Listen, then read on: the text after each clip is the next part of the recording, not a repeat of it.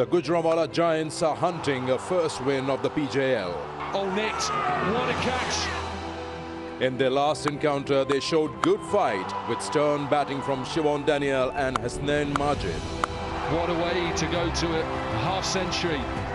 They come up against a strong unit of Gwadar Sharks, who have secured 2 victories already, led by the heroics of their captain Shamil Hussain, taking them over the line. 50 for Shamil of 39 balls.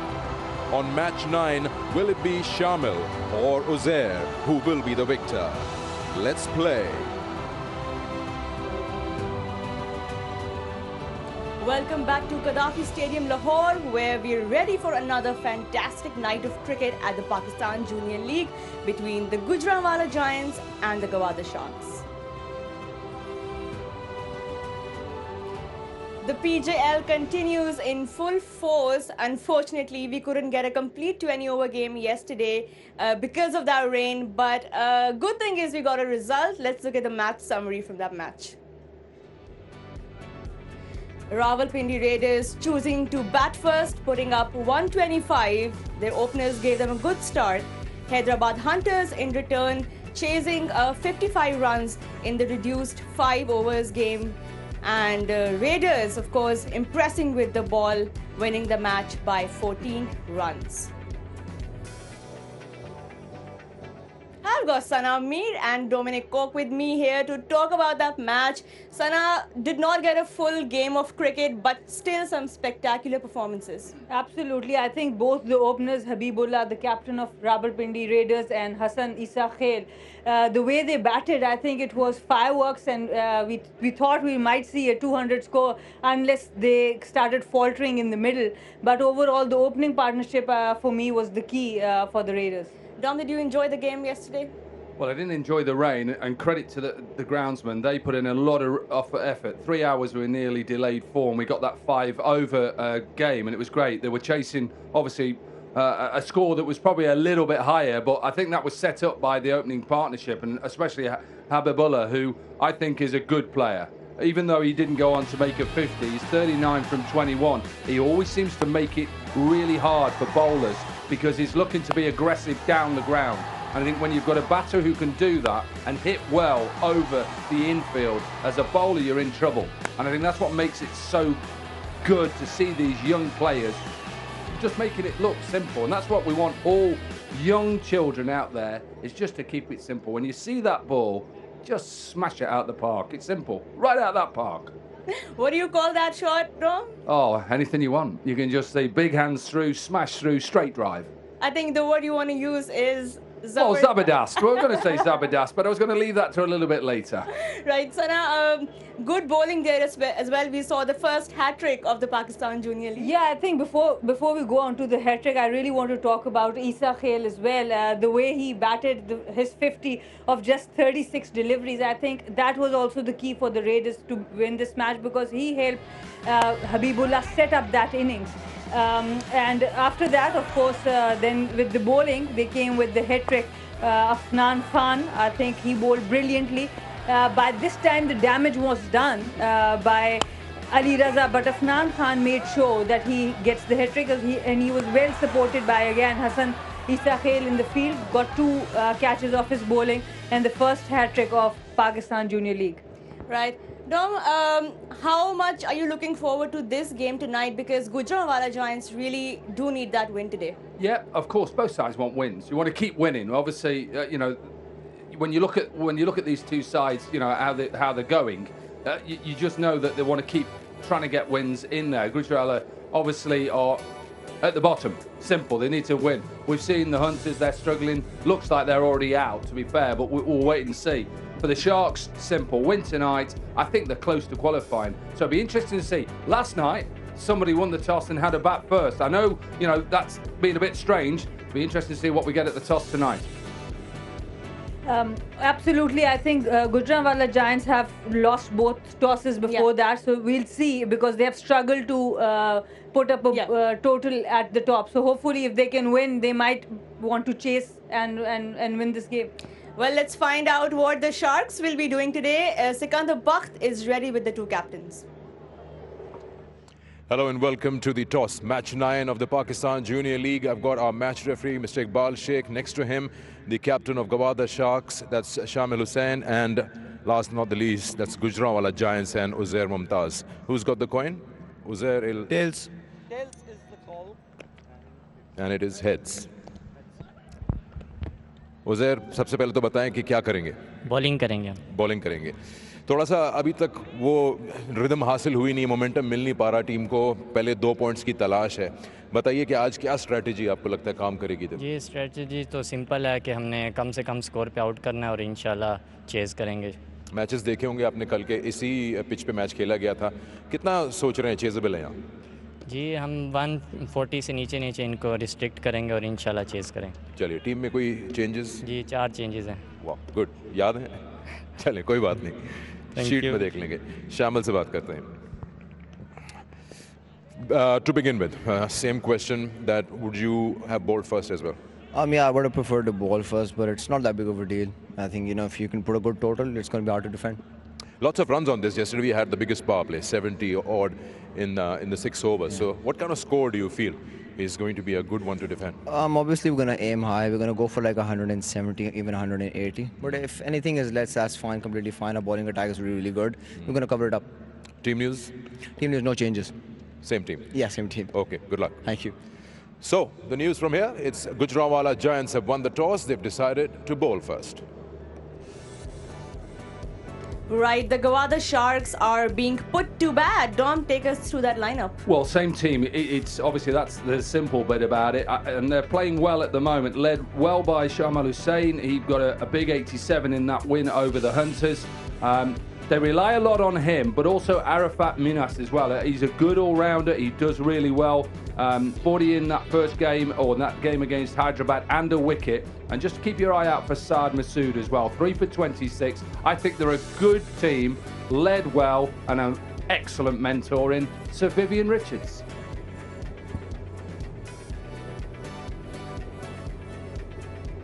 And that's the Gujranwala team. They have made 4 changes. They have lost two matches in a row. So, of course, you understand these 2 changes. Hamza Nawaz has been in place of Azan Awais, who was not able to contribute with the bat as an opener. And then we see another change there. They have also rested Ariful Islam. He also had 2 outings, couldn't do much. So Matthew Tromp, we see for the first time. Hassan Ali Jr. is in place of Mohammad Shan, who actually made the last match but gave it away also because he was a bit too expensive. And Aqib Asghar in place of Aqib Asghar, we will see Saqlain Nawaz. So 4 changes. Excited to see what the new team look like, and it's very crucial for them to win from here. Thanks, Sana. For now, we're ready to know more about that pitch, especially after last night's rain. Darren Ganga is ready with us. Just about 45 minutes before the start of play in this Pakistan Junior League. It's match 9. And for an assessment of the pitch and conditions, well, it looks a glorious day. Still very cool. And still, those square boundaries remain consistently 66 meters in length. Again, we had a little bit of a challenge yesterday. That match 8 was interrupted because of rain, and there was a bit of seepage on this end, the players' pavilion end. And you can see that the ground staff, they've rolled in some green grass cuttings into this pitch. What I also found out is because of the water content on this end of the pitch, they had no choice but to put water on the other end as well to ensure that this pitch will play consistently.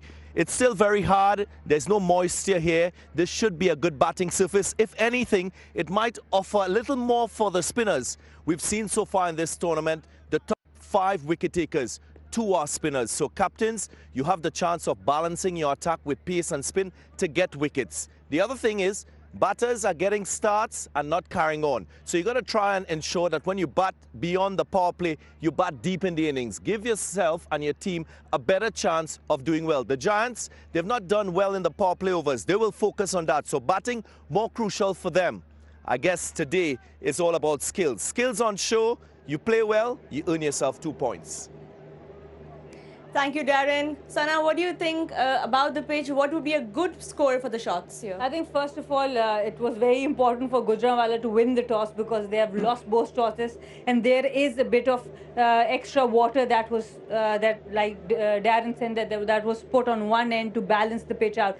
So yes, there might be some grip for the spinners in the first innings. In the second innings, we see that there might be a dew factor, but overall, I think for Gujranwala, I think they would want to restrict them under 150. But like Shamil said, he wants to put up a total 170, 180. 70 for 1 in the power play yesterday. We talked about Shamil Hussain, but they've also got a very good opener at the other end as well.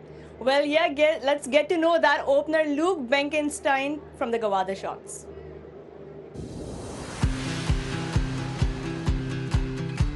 I'm Luke Benkenstein. I'm from the UK, play for Essex County Cricket Club.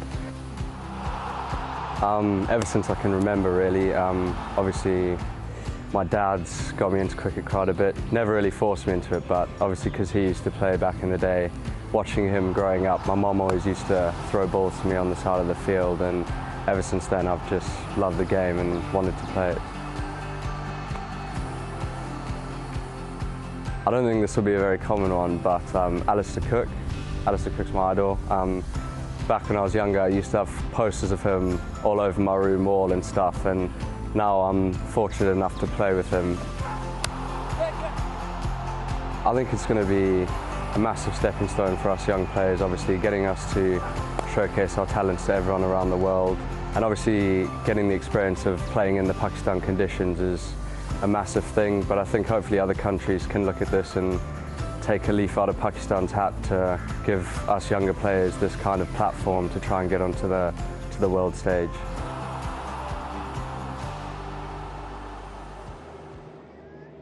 Right, that was Luke Benkenstein.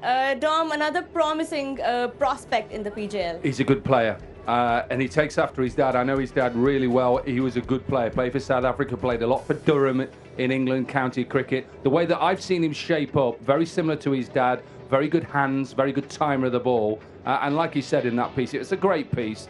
Given this opportunity is going to help his career. Let's hope he can do well personally, and let's see what this power play is all about. The power play is very important for both sides. Absolutely, and being a spinner myself, I think he's a decent spinner also. Of course, he has been great with the bat, but whenever he's come to bowl, he's got given some breakthroughs for the team. And yes, Shamil Hussain, the captain, he's pretty good too. Well, guys, quick predictions. Is it going to be the chasing side again, or are we going to see something different tonight? I want to go with the underdogs today. I want this tournament to stay open, so I would want to go with Gujranwala. The Sharks are biting. Viv has been out. Viv has been doing his exercises. The Sharks are biting tonight.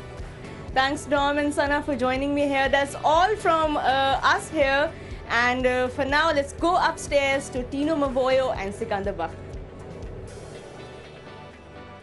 Thank you, Roha and Sana and Dominic Cope. And we are ready for the game, match 9. All excitement. Yes, I'd like to see Gujranwala Giants get their 2 points as well. Shouldn't be leaving any team behind. Same goes for Hyderabad Hunters. But Sharks have looked good, and they have been a very balanced side in terms of all-rounders. Arafat, and then you talk about the two openers, Benkenstein and the captain, Shamil. Tino alongside me. Tino, this side looks very good. The Gwadar Sharks, that is why they haven't made any change.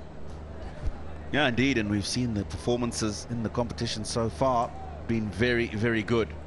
Gujranwala Giants, of course, will want to get themselves a victory here. Seen a couple of teams that have already got 2 wins out of the 2 matches that they've played and sitting pretty at the top of the table. We'll be expecting some spirited performances from them. Wait. He's still waiting. All set for match 9 with Shamil Hussain, the captain, on strike.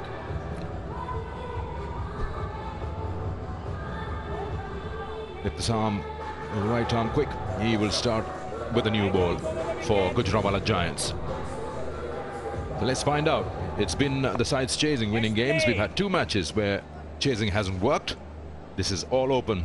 Let's play. Good shape. just leaving that left-hander's bat. And good carry as well. Second game in a row, one last night on the same pitch. Perfect start. Seam angled into the left-hander. Almost looked like it was going to tail back, but just pitches and goes across the left-hander. It's a good start. 4 in the covers. On the offside, short third man and slipped in place.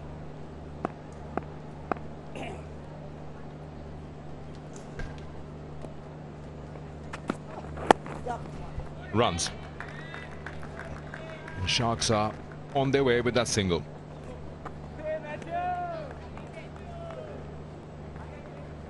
Sharks is one team who've won a match batting first. So they've had a fair share of chasing and batting first and got themselves those points. That is why they're right there at number 2. It's just their net run rate which has kept them at that position. Otherwise, they are equally right on top with Bahawalpur Royals. They've got a good camp as well, Tino. Mushtaq Ahmed, of course, Vivian Richards, and a very good, strong support staff. Mushtaq Ahmed was in that last shot, wealth of experience between him and Sir Vivian Richards. These youngsters are blessed to have people of that stature in cricket, to be able to get as much information out of them, learn about the game at this young age, and of course try and better their careers, get into PSL franchises, represent national A teams, and obviously onto the national side.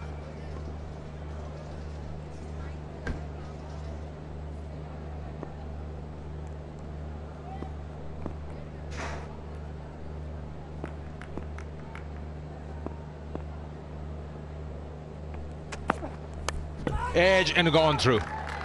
It probably didn't carry. The keeper was just half-hearted, thinking, is it going to the first slip? But that is runs for Benkenstein.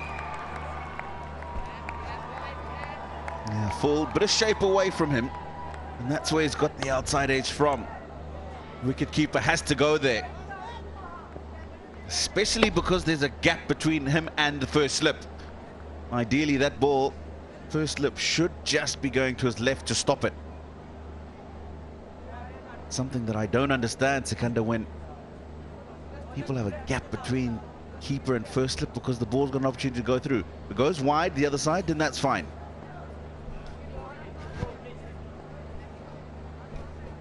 Well, usually what we see, if you got more than one slip, you go to your right. That is how you know which one is yours and which one is your partner's, in terms of catches I'm talking about. So keeper, yes, half-hearted. He probably thought that it is going straight into the hands of the first slip or not, and no one attempted it. It kept a bit low. It was dying. I was going to say, and because it was dying, that's why he had to go for the catch. Because even if the slip was in a proper first slip position,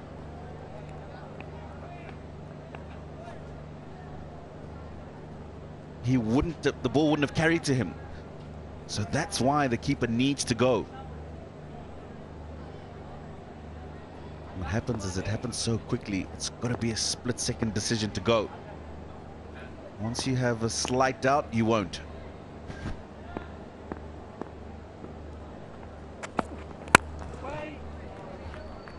Dot ball to end the over. It's 5 for no loss.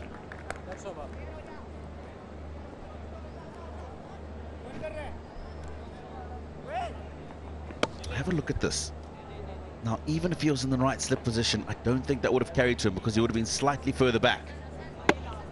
Have a look there. The keeper's got to be going for that. And you can see he thought about it, but didn't go quickly enough.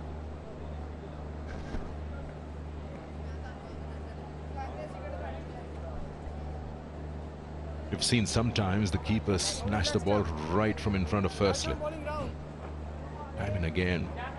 The keeper wants to go for it, then he goes for it because, of course, the first slip is behind him.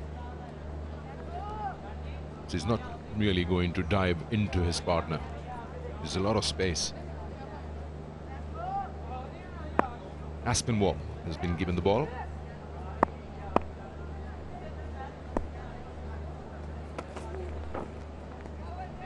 Now be the first extras.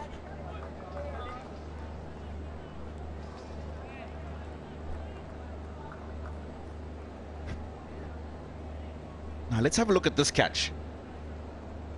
Have a look at the keeper. He's gone straight away. What probably made it easier for him was the fact that there was no slip. And that one was another one a couple of days later. He's taken a couple of great catches. But he goes straight away. But that had a good carry as well, mind you. The ball was flying past, so the dive was good. This one was just dying. There was one more catch which was taken really low. I think it was can't recall. And yeah, Zishan was the bowler. Chavez was the keeper who took that catch. It was the Bawalpur Royals. Yeah, that was a catch. Didn't get hold of it. It was there to be hit. Quite full.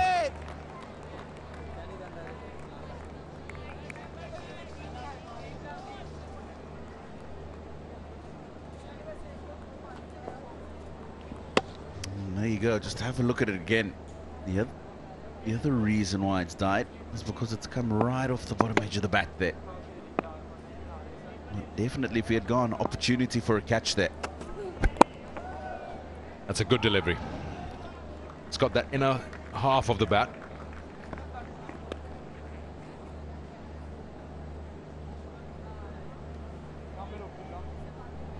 Don't really see a lot of bowlers bowling the new ball coming straight away round the wicket to a left-hander. They still prefer to bowl across the left-hander's bat. But he gets that exaggerated in swing, so he prefers that angle, helps him out, and that's good because he's trying to cramp Shamil for any room to drive the ball. And of course, for the right-hander, he comes back over the wicket.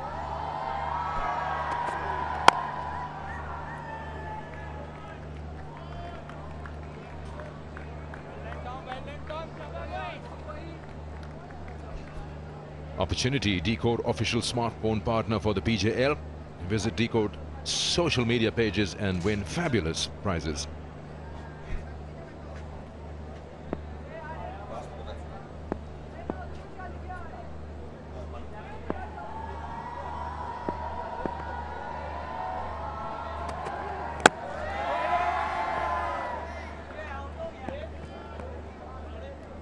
He's bowling it full in the block hole, so he's doing it consistently. So there's no half volleys here.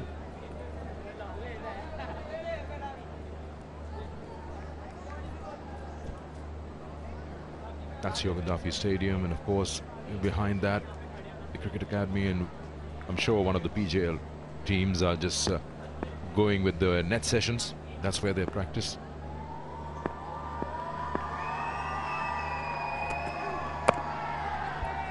He's lost the ball somewhere. Slightly shorter length this time. It's 7 for no loss.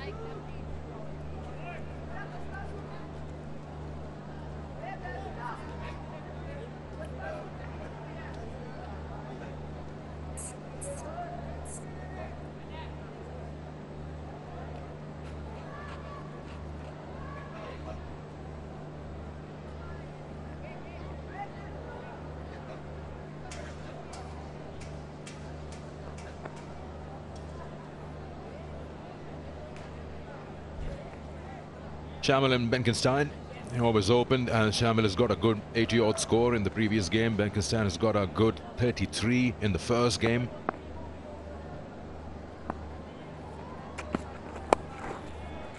Yeah, that line is going to be easy work for Shamil Hussain, just to work it around for a single. Their approach has been very clear. They don't go outright attack in the first, second over. They just assess the conditions, and then they go about their work, which is why this opening pair has worked for the side.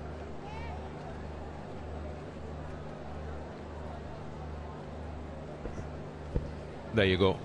the PJL teams that are not in action today, they do their practices. The LCCA ground. That was the Bawalpur team, I'm told.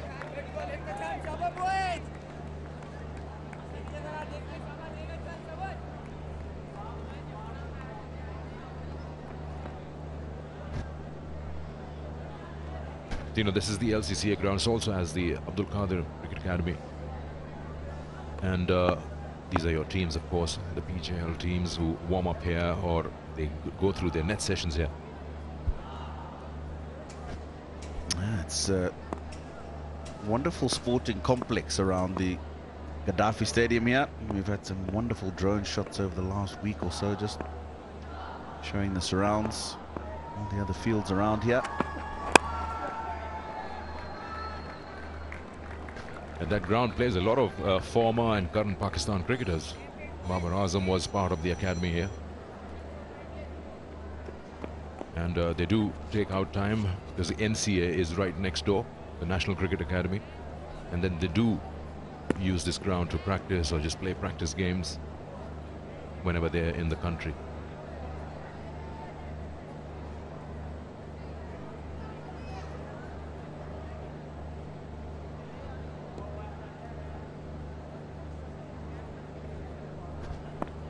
Yeah, pretty state start. Halfway through the third over, just 9 runs on the board.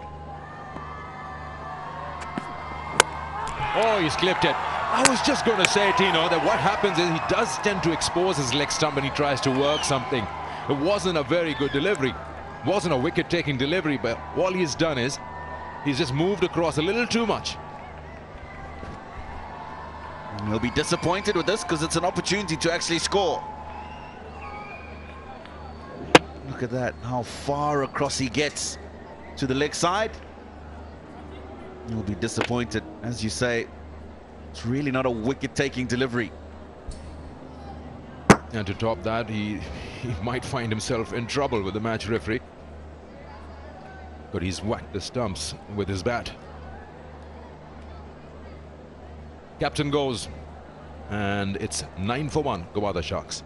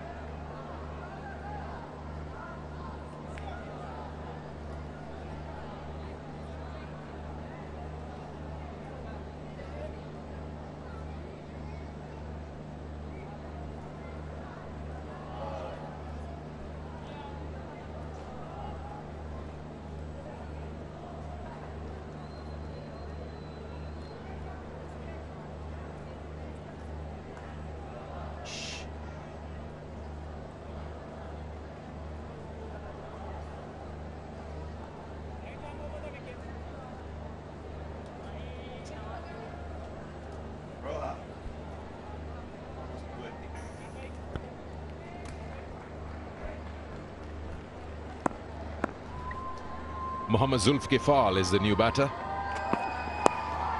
And he's straight away off the mark with that boundary.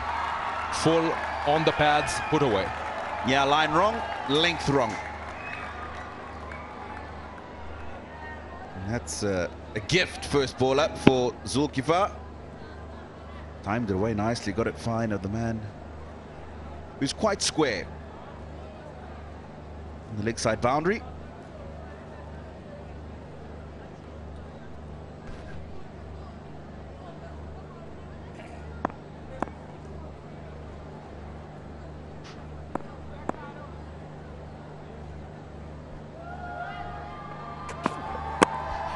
That's a good ball. There's a delayed appeal on that. He's probably thought, did it hit the boot first? That was a really good Yorker. 13 for 1. That's the wicket delivery. And look at that. Yeah, that will definitely attract some attention from the match referee. Disappointed, yes, but that's a no-no.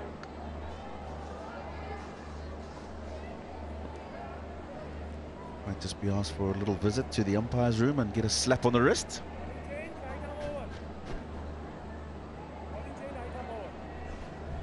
Yeah, Iqbal Sheikh is the match referee.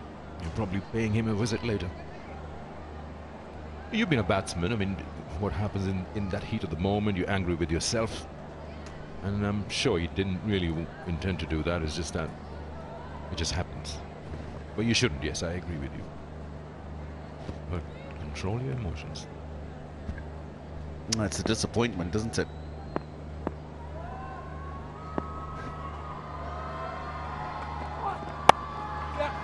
Shot. There was width available and Benkenstein won't spare.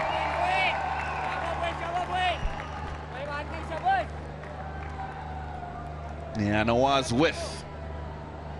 Slightly shorter in length. Benkenstein strong through the offside. Just rolls the wrists nicely over that one. It's a boundary.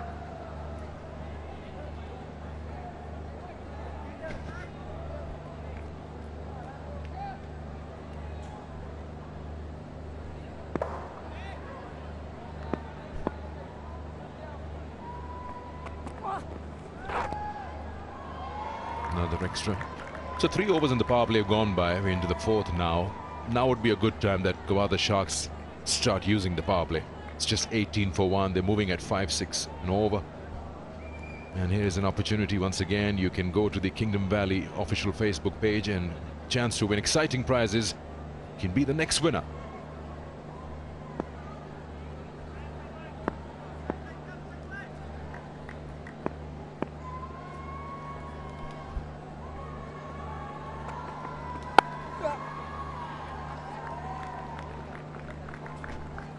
Fielder put out a sweep already to Benkenstein, and that's because, as we were just mentioning, he's quite strong out there. All right, now Shamal Hussain bowled round the legs today. It hasn't been the first time. It's happened to him before. Just gets himself going over a little too far, and take a close look. His head is very far over to the onside.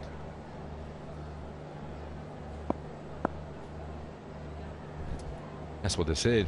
You should know where your off stump is. And leg stump is equally important.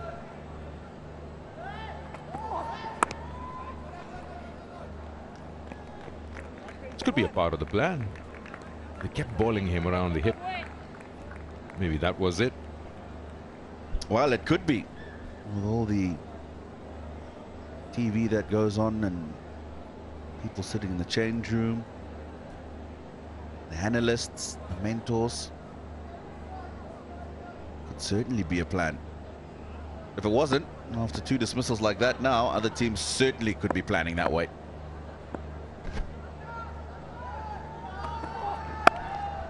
Bit of charge given, but there's protection available.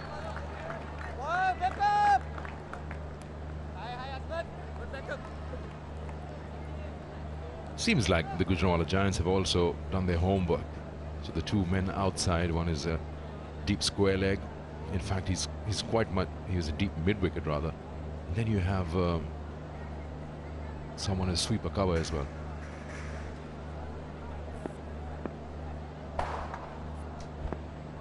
It's all to do with the length. Now the captains are understanding what their bowlers bowl. Nicely done through the line. It was too full, and Benkenstein just plays it with a straight bat. Yeah, straight as an arrow. Over pitched. Just made sure that he hit through the line of the ball. Firmly struck.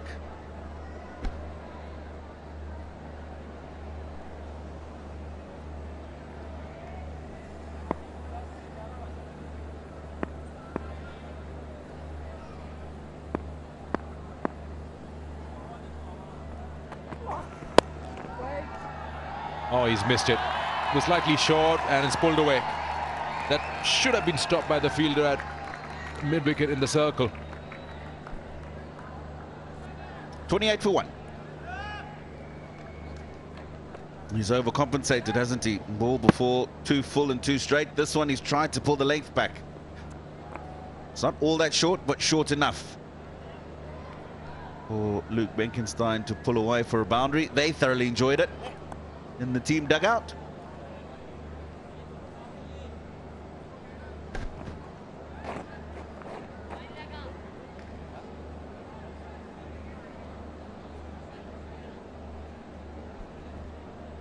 The only wicket to fall, the captain, Shamil Hussain. 28 for 1. It was a big over, 15 came off it. First over from Nawaz, expensive. Now a change in bowling. And a spinner is going to be in operation inside the power play. Left arm round the wicket. Ali Asman, he was the first pick of the PJL draft.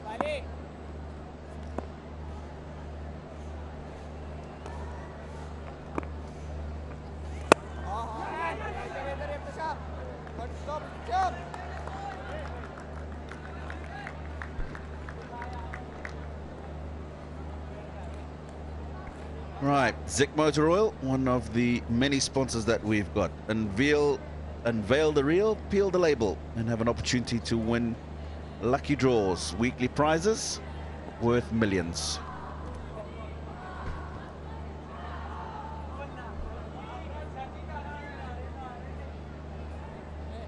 Ali Asman, he featured at the National T20, playing for Central Punjab. This is the home ground for Central Punjab. Hasn't got a wicket yet in the PJL.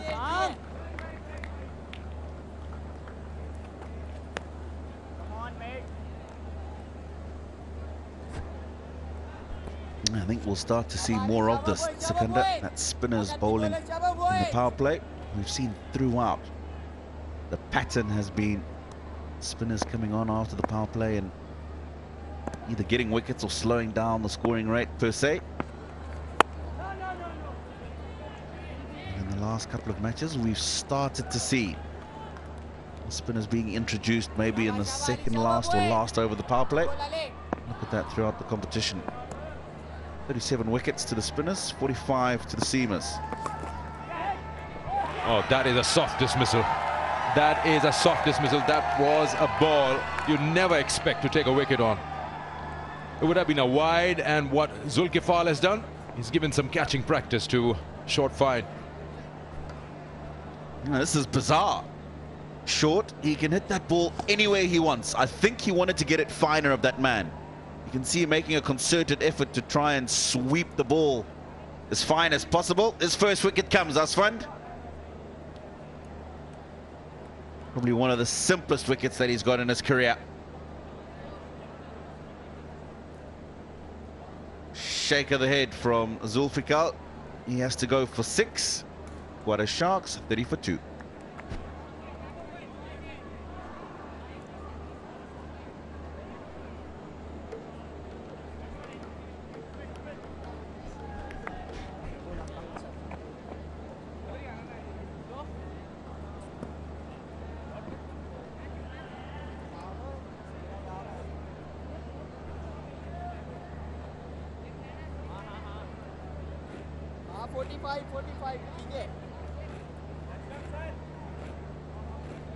Excellent. Perfect.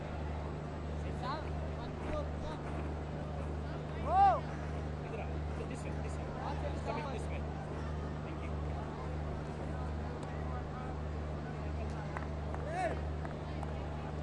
Left arm over the wicket, gentlemen.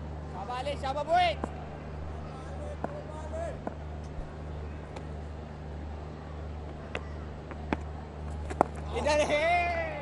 Arafat Minhas, he's won 2 All-Rounder of the Match awards in the first 2 games. He's got a good all-round performance. And we would expect a similar one today. That's the wicket of Zulkifal. He's aimed for that player and gifted his wicket.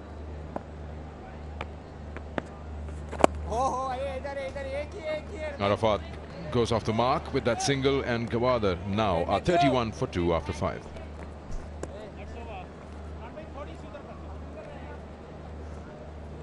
ऊपर से नहीं जाना, इसके ऊपर से jumper नहीं, just wire है.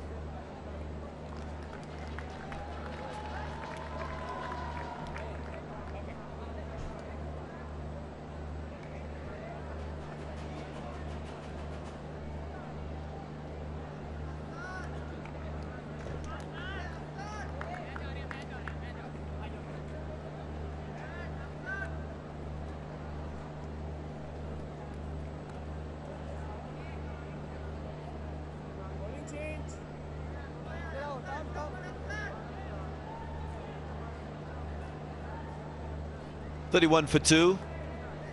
Giants for the first time in this Pakistan Junior League opt in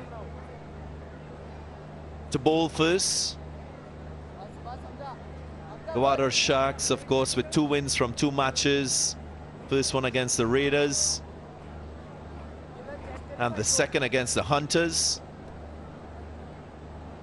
Of course, they batted first in that match 3 and then bowled in match 5, securing wins. Second on the points table. That's a clean strike. Nice fluent swing and gets half a dozen. Good start to the innings for Minhas. Arafat Minhas has been extremely impressive in this Pakistan Junior League.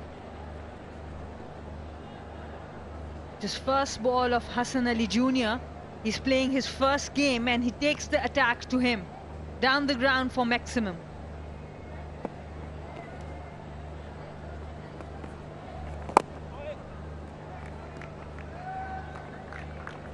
Again, you can tell the form of both teams.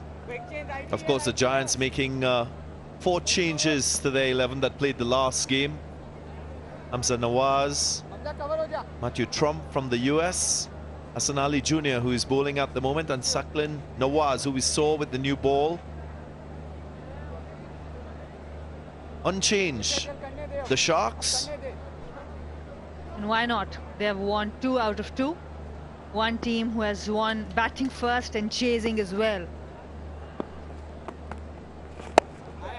But apart from them, it has been the Rawalpindi Raiders who have done that. Gujranwala has struggled to set a target, so it's a very good toss for them to win. Like you said, Darren, on the pitch, that some extra water was given to balance it out. So very important toss to win. That's the last wicket of a bad delivery.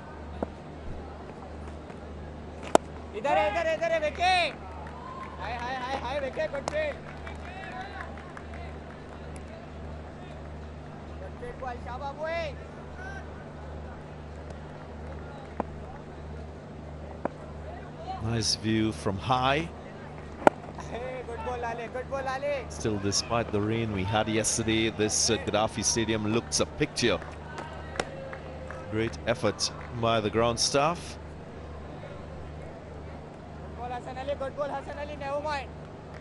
And nice and cool as we approach the winter season here in Lahore.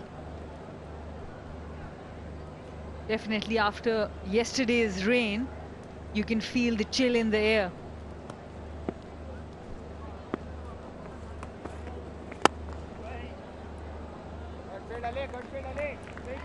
End of the power play, 9 runs coming from the 6th over, 40 for 2.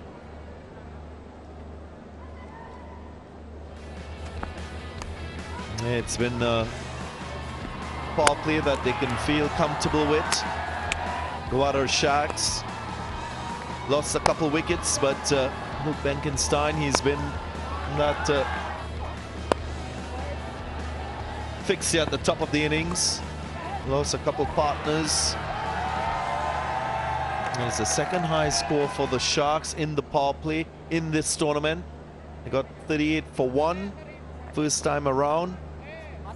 That was against the Raiders, and then 57 for 2 against the Hunters.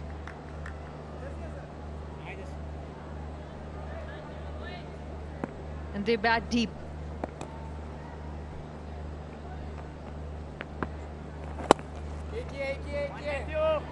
We have seen some really good fight backs from them, and that's why it's extremely important for Gujranwala Giants here to make sure that they bowl well throughout the 20 overs.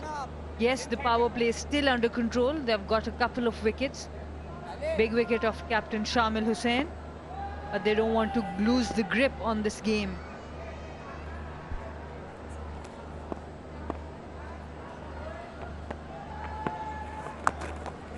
Yes, that reverse sweep and played to perfection. It's a high skill required to play such a stroke, so you got to give credit to Luke Benkenstein. And just look at that.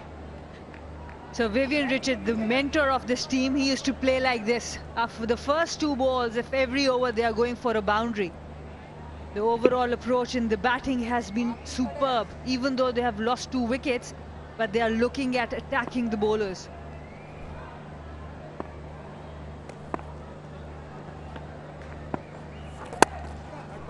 Good ball.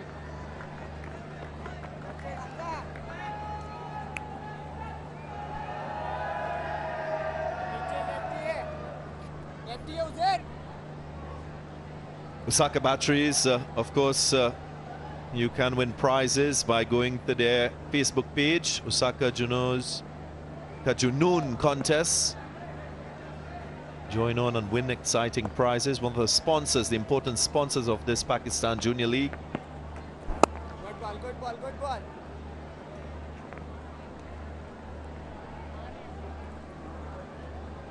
Few changes in the batting order. Last match, Zulkifal batted at number 7. Today he was promoted, got out early. Arafat Minhas came at number 5. He's here at number 4.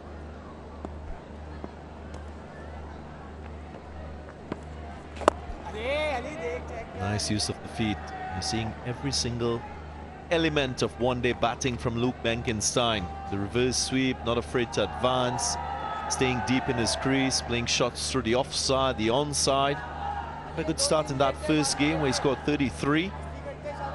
Really get many runs in the second game now with a solid start, 26 from 19.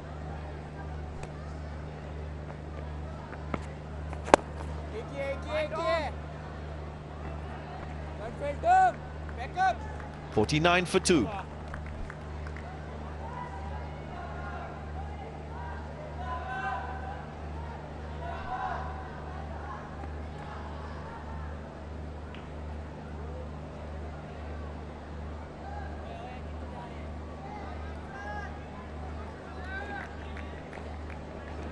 Boys, left here.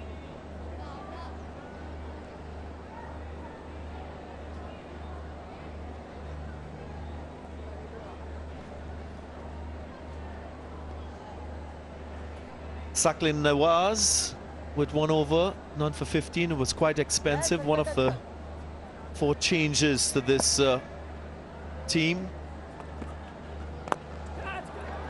Lofted drive, catches the call, but wide of that field and long off. Giants still searching for that formula to gain success. The idea is right, having an off-spinner to the left-hand batter. But these 2 batters have looked really good against spin. Just in 13 deliveries, even with loss of wickets, they have got 20 runs together.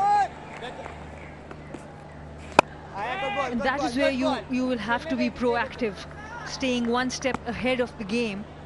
Because since these 2 have come to play the spinners, the scoring rate has gone up.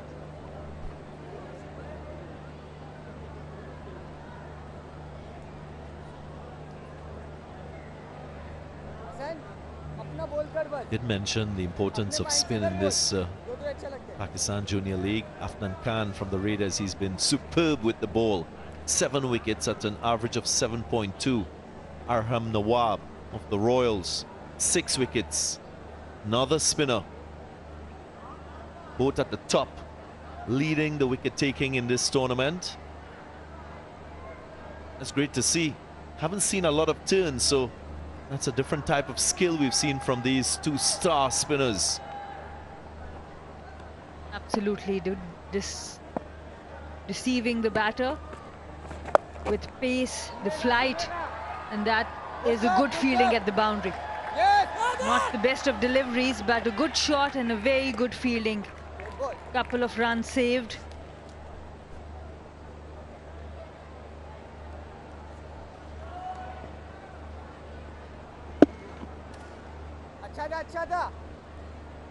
Good thing about Arafat is he plays well down the ground, and the sweep shot is quite good as well. So as a spinner, it's not easy to bowl to him. Good quick run there, an overthrow, but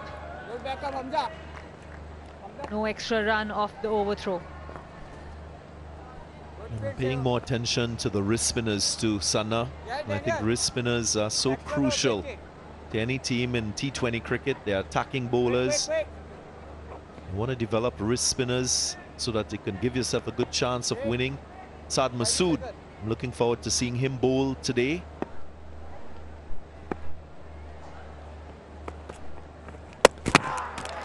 Cleaned him up. Playing across the line of the ball, always risky. Hassan Ali Jr. and his father will be proud of him. That's his first wicket, and it's a big one. And his celebration looks like the senior Hassan Ali, the fast bowler. He's really enjoyed that wicket. Luke Benkenstein, he was looking dangerous, played across the line. And the spinner, using that carom ball, gets the big wicket. Look at that celebration, what it means to him.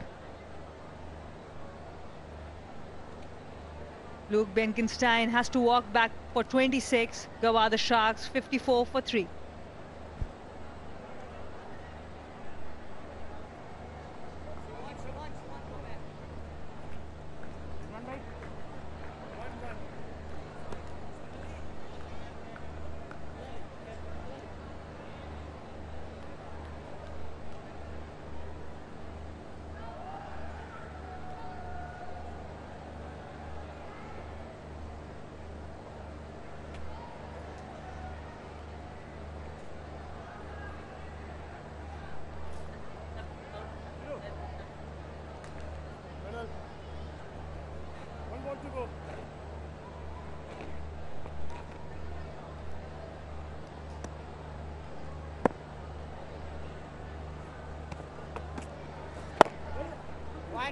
Ibrahim, the new batter.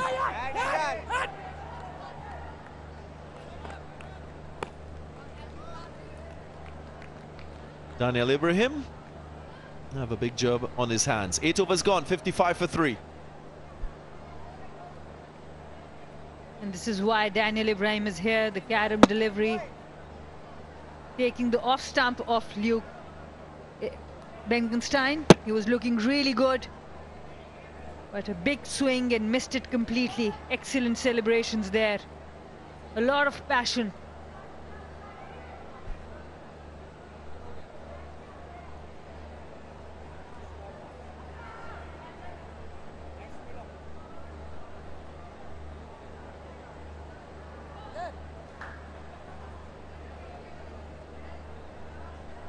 Yeah, these Giants batters will be mindful of the wrist spin that they will have to face when it's their turn to bat. Saad Masood with 3 wickets in the last game. Right arm wrist spinner.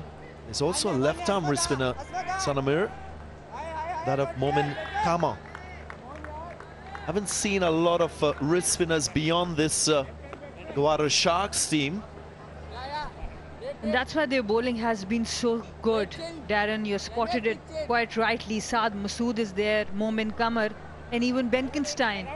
He also got a couple of wickets when he came on to bowl. So this whole attack, the only thing they lack is an off spinner. So they can struggle against a left-hander, but to right-handers, their bowling look really, really strong, the spin department especially. A little bit on this young man, Matthew Trump from the USA, born in South Africa. More of a batting all-rounder. You'll see right and medium pace from him. Plays for Houston Hurricanes in the US, a domestic team. Things hotting up in that USA landscape with the US minor league. Inverex Solar Energy. You can go to their social media pages and get a chance to win exciting prizes. What great opportunities for all these youngsters. I was also chatting with Mohammad Shan, who's not playing this match. He got 3 wickets in the last game. Just for them to share dressing room with each other at this age, making friends from around the world, and then having mentors like Shoaib Malik in one dressing room, Sir Vivian Richards in another. We have been talking about it, but this is going to be a lifetime experience. Of course, just to clarify that Matthew Trump, the one associate member country player in this side. Every team has one. That's when he got his cap today, so that's a special moment he'll remember for a long time. Quite a journey. South Africa, USA, now here in Lahore, Pakistan. Cut away. And he's not even 20 years of age, Sana.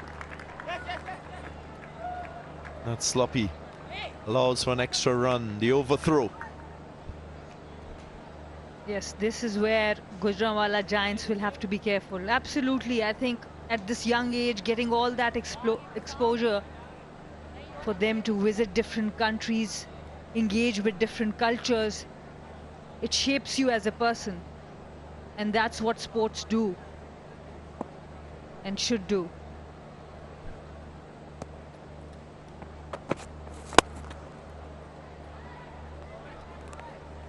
It's a little bit wide and full. You can see the variety and the variations there from Matthew Trump. Not a bad first over. 6 runs from it. 61 for 3 after 9.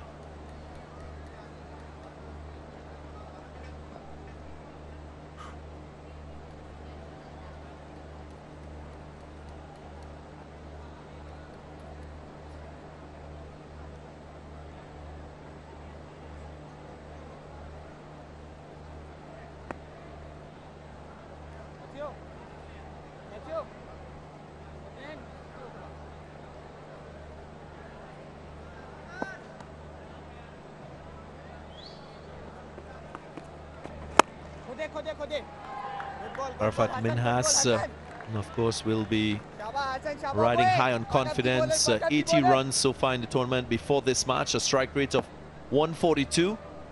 Had a good 40 against the Hunters. So important as a player when you start a tournament to get runs behind your name. Sets you up nicely for the remainder of the series. And you've got to try and capitalize on early form. Absolutely, 240s for him. That's a big shot. It's in the gap. Just 1 run. So yeah, you're right. With early runs, what it does is also help you come up the order. We saw Arafat Minhas batting at number 5, number 6, and then now number 4. When you are consistent and impactful, every coach and captain would want you to spend more time. That's swept from the stumps. Yeah, I'm keeping my eyes on Bassett Ali as well after that quick fire half century followed by a century. Didn't score in that 3rd match, but I want to see how he maintains his consistency as a batter. And that's his challenge. Don't settle for early success. He's got to rise and keep rising to the business end of the tournament too. That's when you know players separate themselves from the pack. That's why this generation of players is lucky to have Babar Azam as a role model. We have seen him get early success in his career and then maintain it. And so is Mohammad Rizwan. So these players have the opportunity and the right role models to follow. Didn't try to hit it too hard. Nice and controlled. Ibrahim. Just 6 runs from the over. A quiet one. Halfway stage of the innings. 67 for 3.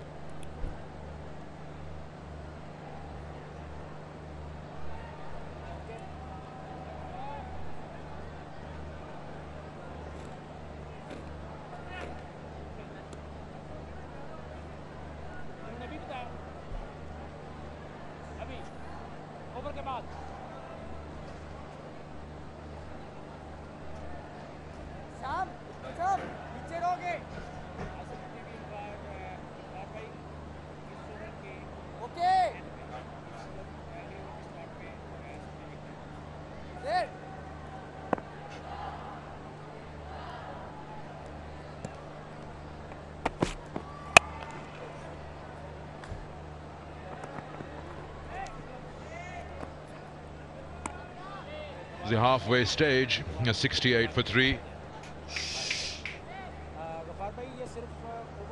Trump's first appearance here from the USA. As you mentioned earlier, that one player from each associate nation has been asked to be picked by all the sides, all the 6 sides.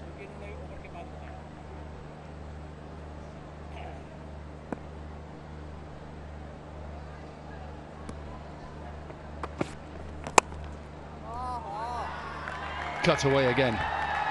It's a good shot. A little bit of pace on from Trump. And it is a boundary. So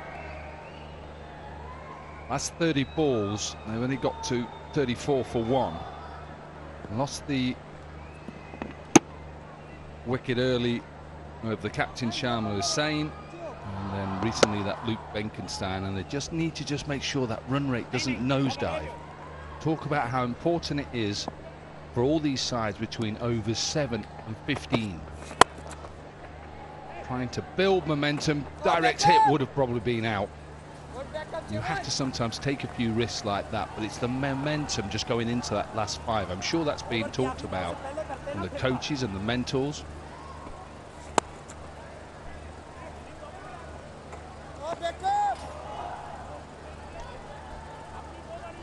They haven't really gone into top gear, even in the power play. They were just hovering around 5.5, 6 runs and over, which helped them to get 40 odd.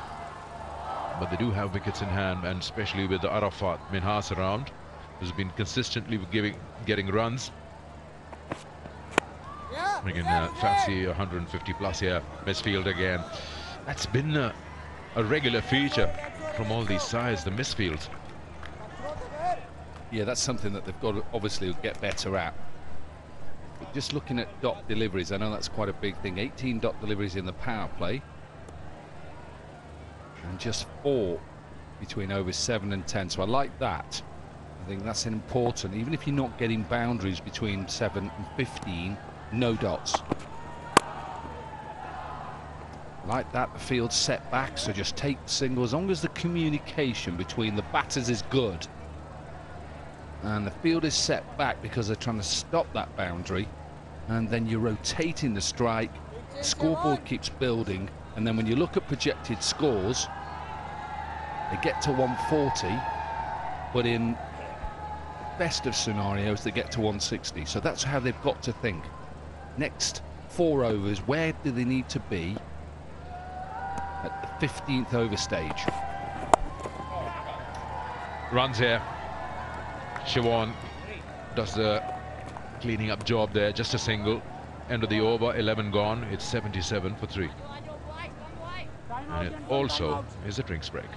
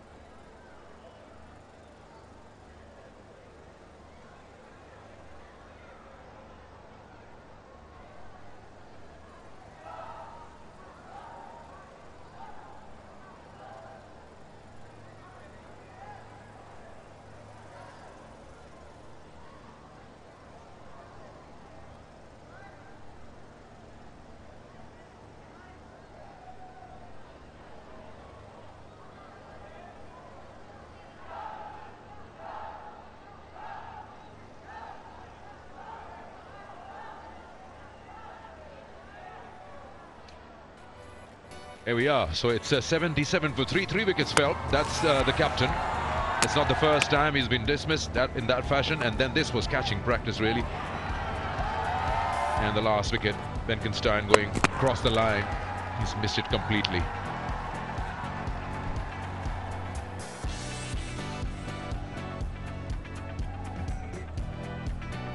Wicket for Mohammed Ibtisam, a wicket for Afsand, and also Hassan Ali Jr. Loved that celebration, very much like his father. Very much like his father.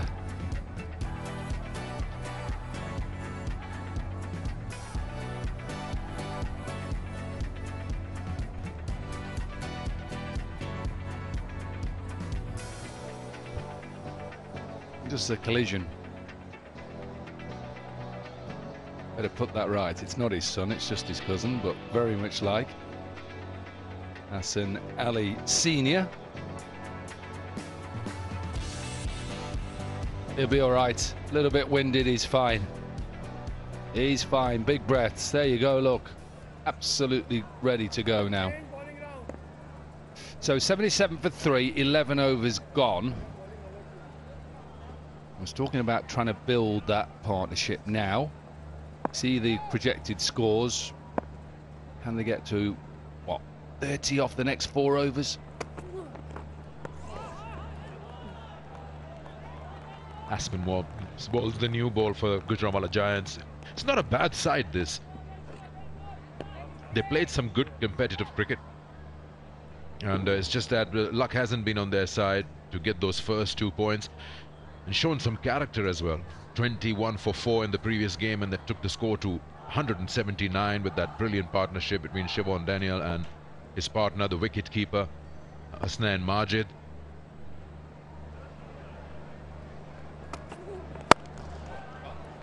It's going down to the boundary. That's very well fielded. So that's another sign of how good Gujranwala is.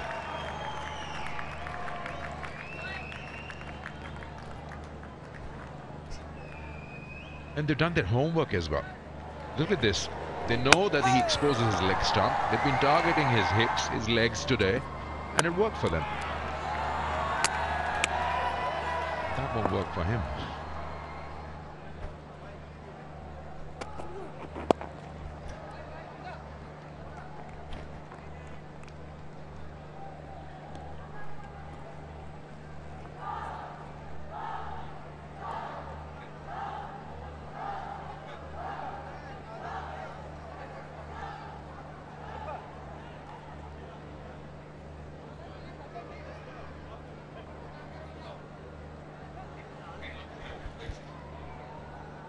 Arafat Minhas has been so consistent.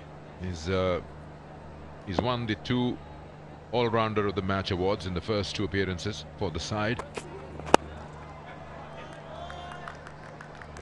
That's a good stop again. Slight fumble allows them to come back for the second.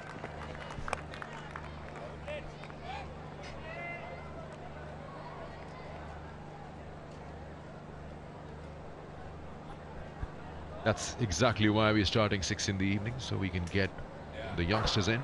Yeah, and keep coming in. We want as many kids in as possible. Remember, it's free. Wherever you are in Lahore, come down to the Gaddafi Stadium.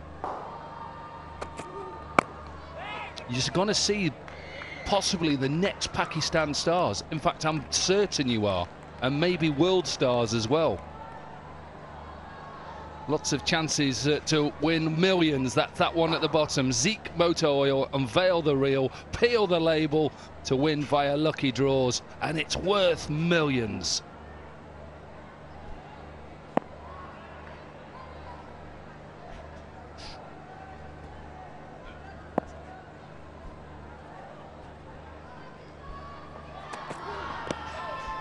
That's a good take. Oh, I thought he got it. He's missed that, but the attempt was good. Let's have the signal, yes. That's why wides. It's got to reload that.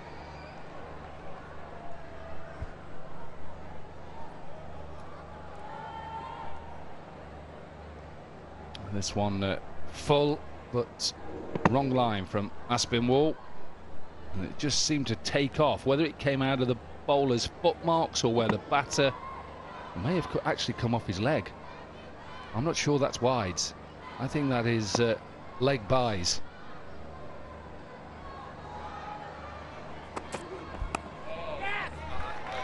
That's well done. Another boundary, just a gentle touch, just slightly opening the face and taking the score to 91 for 3 at the end of 12. 14 runs from the over as well. This is so good. Really nice shot. Used the pace. Look how he just opens the face. He knows that third is a little bit wide. Quick outfield at the Gaddafi Stadium. And just a little bit of momentum. 91 for 3. 12 overs gone.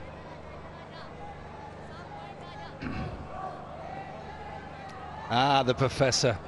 There he is. Nasir Hussain. And he's a professor at the college in Lahore. Look at that hat.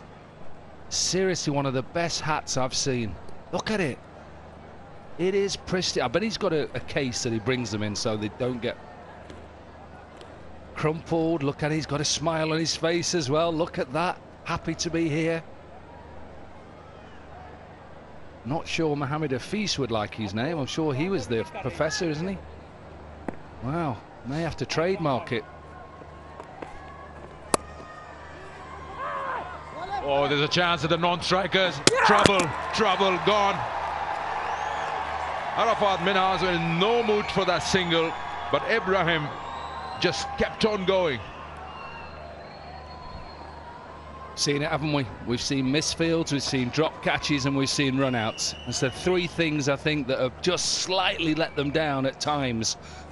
When the partnership is building 37 from 26, the over before they get 14. They know that they're putting the fielders under pressure. And just that little bobble. Ultimately, yes, it is Daniel Ibrahim's call. Surely there was never a run there. And they wanted a wicket, they've got it. The Giants, it's the end of Daniel Ibrahim. He goes to 15. The Sharks are 91 for 4.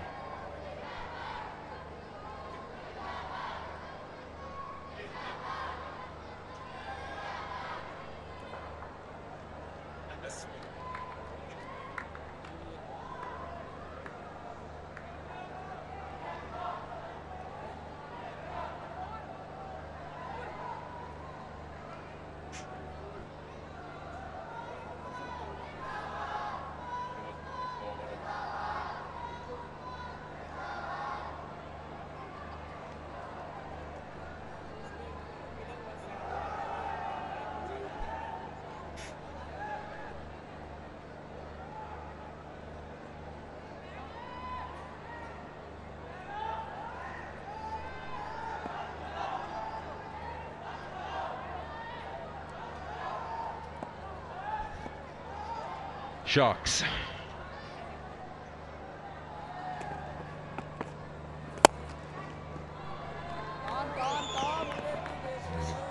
Might come back for the second.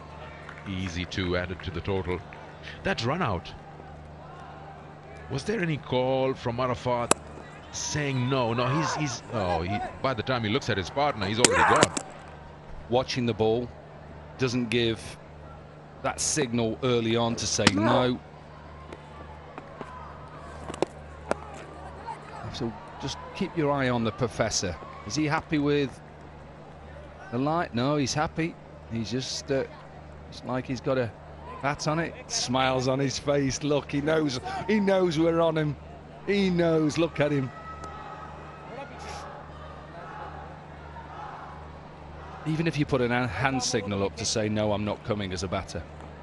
As Michael Atherton used to say, if you can't hear because of the noise in the stand, put your hand up like a policeman and say, no, I am not coming. Or stop watching the ball and say, hang on, let's wait. Is there a misfield? It's just something, I think, of three things that the under-19s on this competition can get better at. Too many misfields, too many drops, too many runouts. But they're under-19s. They're going to make mistakes. That's what this competition is all about. It's trying to put them under the pressure, see what they like, see how they are under pressure, and see how they react.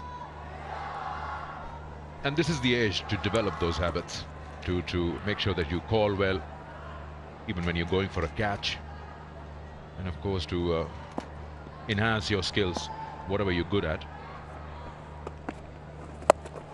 He's got a top edge of it, and this is an opportunity. That's a big wicket, I tell you that. Arafat Minhas has been scoring for the Sharks, and this time around, he's gone with 7 overs available. Whether this bounces, I'm not so sure, but I think he's trying to get on top of it. Oh, he doesn't know. He actually goes up, and hence why he's giving an opportunity to Chevon Daniel, who takes a good catch. And once again, delight for Hassan Ali Jr. That celebration again, and it is a big wicket. Arafat Minhas goes to 37, 95 for 5.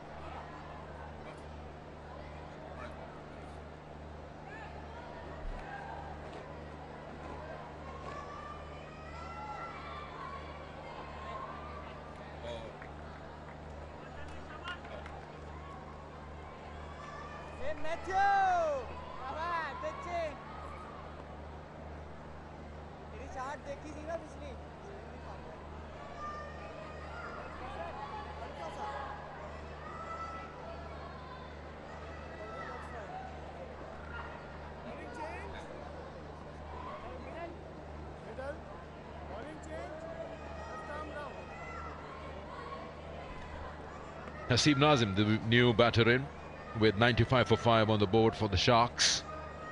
And what an over that was. Just 4 runs of it and 2 wickets. Completely changes the game, shifts the momentum in the bowling side's way. Ball is for 2. You better not try anything special here. Got 5 down, still got lots and lots of overs available.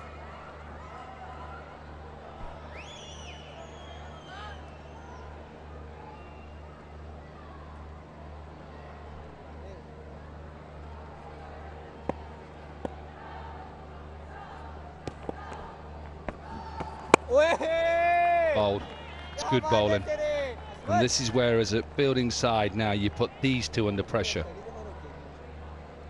Both fresh to the middle, both trying to assess the conditions.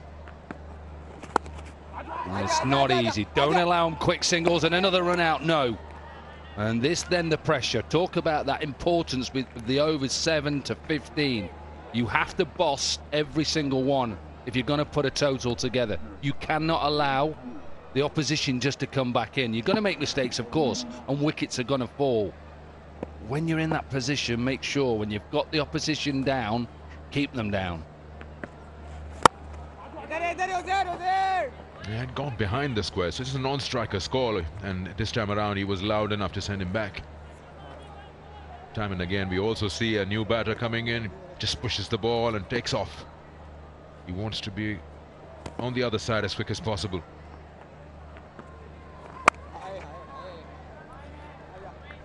Talking about putting these two under pressure, I'd like to see a mid-wicket as well. Just to avoid anything. No runs. Yeah, I'm also looking at extra cover. And I don't know why extra cover needs to be deep with these two. Let him hit you over the top. Don't allow him just to get a quick single. That's exactly the place. Why an easy single? 14 gone, 99 for 5. She won. Skip.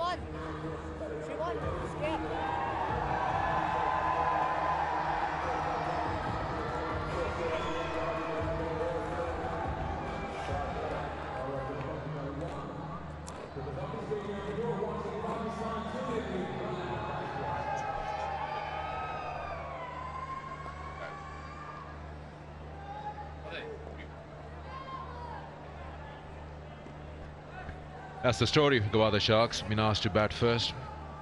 Minhas and Benkenstein with the runs. Otherwise, some of them have been soft dismissals. A mad run out just now.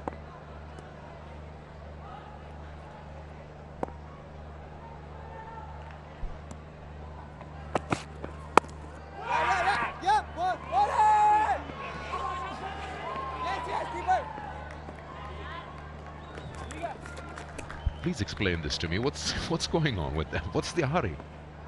It's just panic. It's just panic trying to get themselves back into a game. No communication. Again, it's just... It's like a cat on a hot tin roof. That's how I can explain it. You just got to settle. And I know it's simple here. They've just brought their 100 up to actually say it. And they're still finding their feet, understanding the game. You just want somebody just to come in, boss these next, you know, over or so, and then go.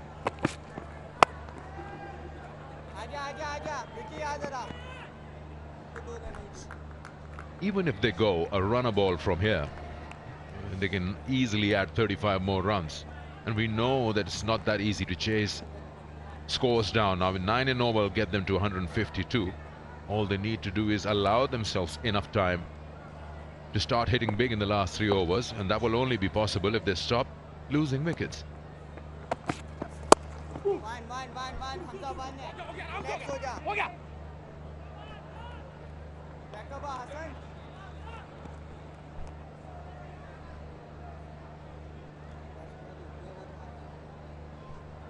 thank you very much.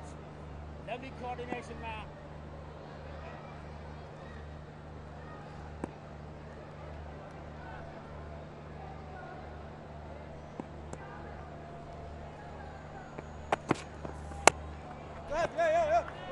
Was that a catch? Oh, the way he's gone for it, just get a feeling. I think he's given himself an opportunity to have a look. I don't think it's a chance. I think he hits it into the ground, it comes up off his boot. I don't think it had gone up so far. I think this hits into the ground first. Yeah. That's why it goes so high. I think if you hit it into your toe, 1, it'll hurt more. It'll be hopping. And 2, it won't go so high.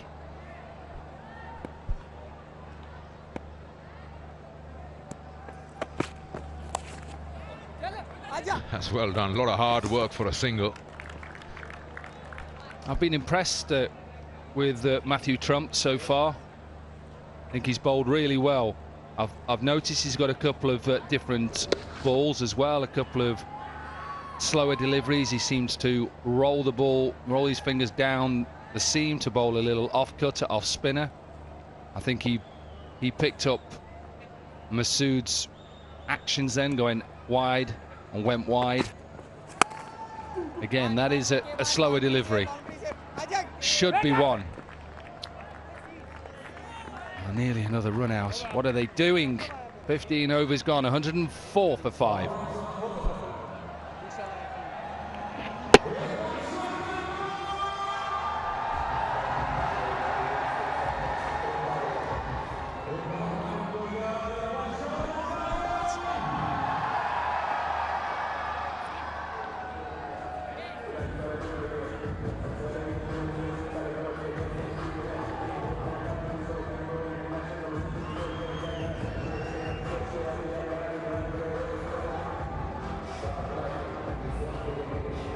A run rate of 6.6 achieved in that first power play. Then beyond that, from over number 7 to over number 15, 7.1. So an increase in that scoring rate. 3 wickets lost in that middle phase.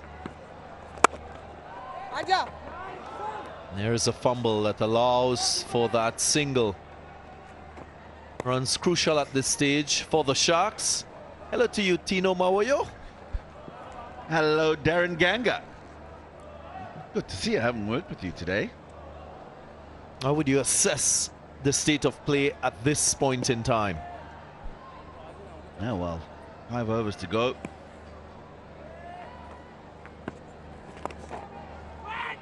You feel that there's just a bit of an urgency out in the middle.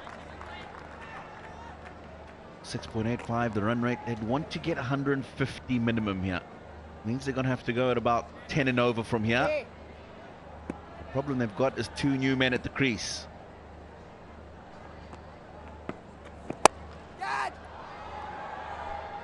Looking for that boundary straight down the ground. Just dragged it to the onside a little bit. That bottom hand taking control. Sometimes when you advance and you're looking for power, you just lose your shape a bit. Apply too much bottom hand and tug the ball to the onside.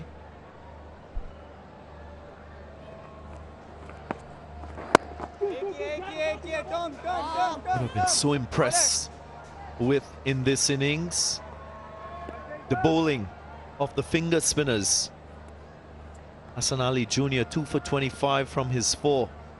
Asfand was bowling up this time. 1 for 19 as he approaches the end of his complement of 4 overs.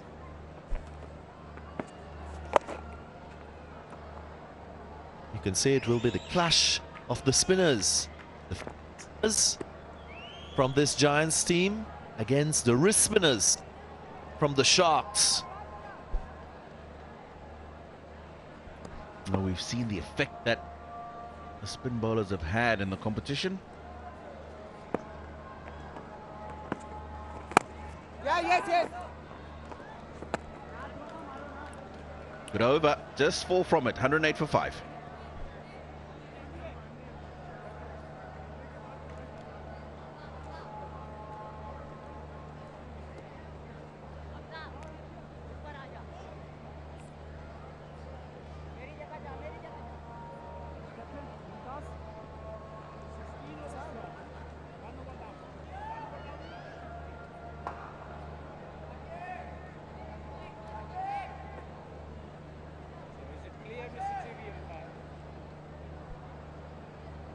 Yeah, this partnership has to accelerate at a quicker rate.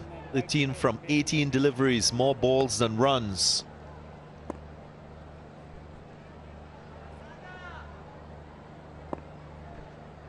Beautiful shots from the drone camera. Bowled him. I think he's just tried to hold the pace back here. Not the bounce that the batsman expected. Important wicket. Lots of credit to Matthew Trump. We've seen many variations from him. He's not afraid to bowl his slower deliveries. This is a different type. Just rolling it from middle to off, taking pace off, a scramble seam, and he hits the bullseye. Another wicket now for the Giants. It's 108 for 6.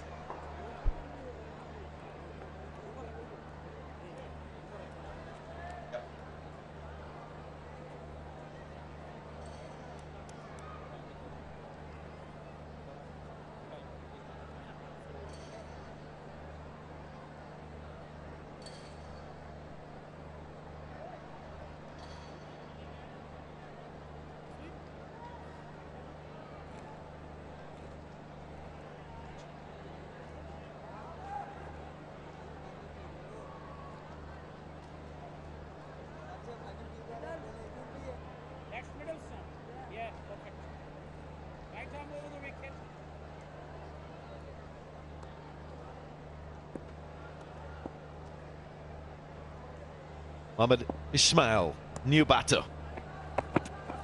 Hey, interesting read today. Harshal Patel talking about the secrets behind his slow balls. And we all know the importance of slower deliveries in white ball cricket and T20 cricket. He's got a few, this young man. High skill. Talk about high skill. I was just about to say, it shows you that he works a lot on his game. It's difficult enough just to get one slow ball and to perfect that, but to have several different ones and to be able to execute them as well as he does at this age shows you that he spends a lot of time, is dedicated to his art and making sure that He wants to have the tools that are required to be able to cope with T20 cricket.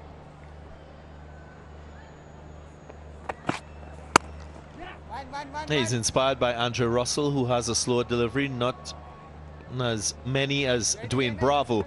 But the key in bowling, the slower delivery, of course, is maintaining that arm speed. Not slowing it down to take pace off the ball, and there are numerous ways you can do so. Rolling your fingers from middle to off, middle to leg.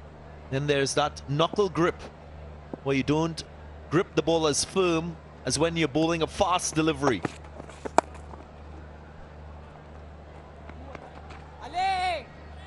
Key is to aim well. Some of these balls just dip on you as a batter. And it's so difficult when you're looking for that big shot to time the ball properly. You lose your shape. All that you're saying tells me it's a batsman's game, Darren. The bowler's got to do so much to look after themselves in the game. No, you can get parity if you develop your bowling skills, Tino Mawoyo. And that's a brilliant line with that slower delivery. Oftentimes, you see bowlers go wide outside the off-stump. That's a brilliant over from Matthew Trump. 17 gone, 111 for 6.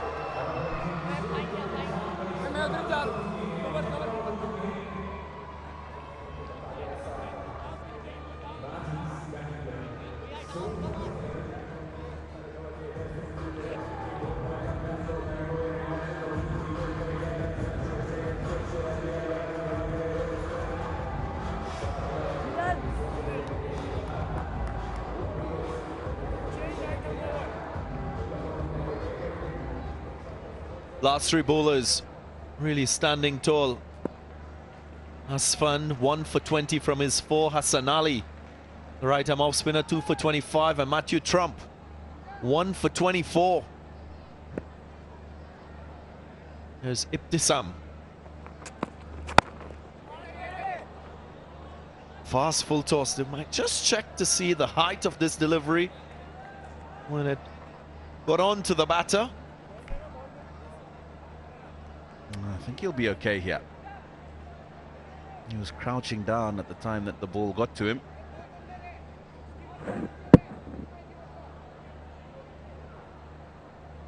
Have a side angle to get a better indication of the height of the ball when it got to the batter. I think if he's standing up straight to the crease, he'll be all right there, Darren. Yeah, it should be okay. I agree.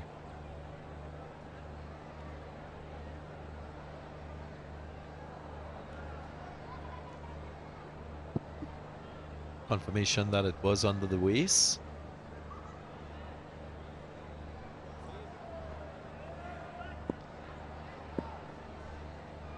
Right. Just under 3 overs remaining in this innings.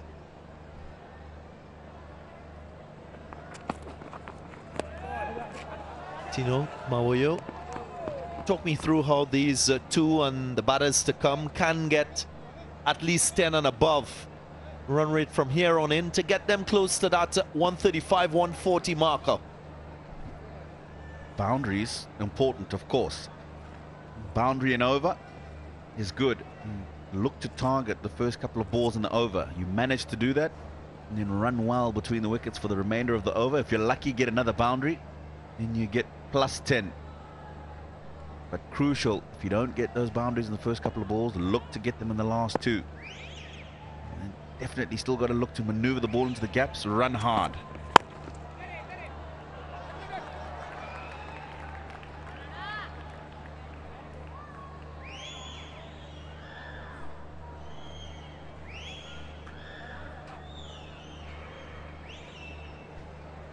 The problem they've got, Darren, is they don't have anybody who's set at the crease. And I'm talking about those boundaries. It's been 32 balls since they had their last boundary. The last 30 balls have just yielded 20 runs. Lost 2 wickets in that period as well. Should be taken. He was searching for that boundary, as you mentioned, Tino. Didn't get hold of it. Mohamed Waqas did well. He judged the catch. And it puts further pressure now on the Sharks. Yeah, the more they continue to lose these wickets, the Sharks, the more difficult it's going to be for them to try and get to that 135 mark that you're talking about, Darren. This one's just got onto him quickly. He's just trying to heave that away. Good catch in the end from Wakas. Made sure he kept his eye on it. And retreated. Hasib Nazim goes for 8. Gwadar, 113 for 7.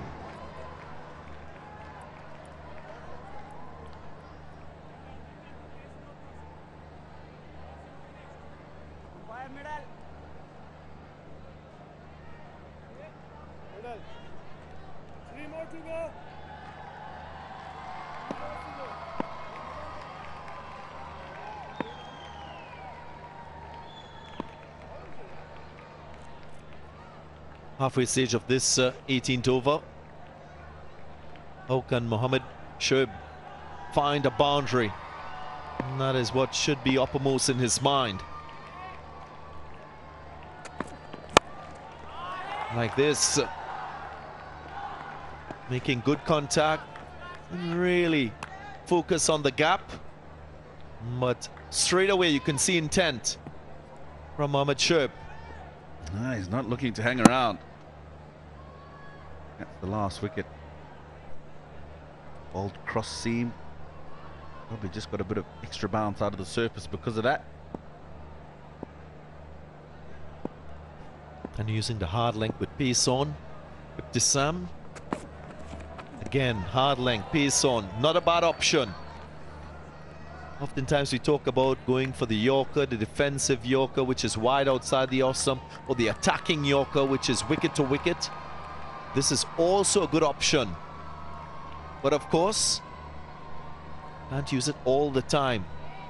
After 2 back-to-back hard lengths with pace on, what will Ibtisam do? Will he go slower ball, or will he search for that Yorker in this delivery?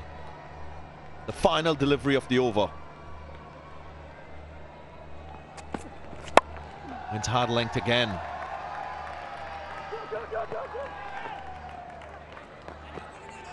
Two is the call. And they get home safely. So after a little slip in the outfield, 2 runs conceded, 5 runs from the over. After 18, 116 for 7.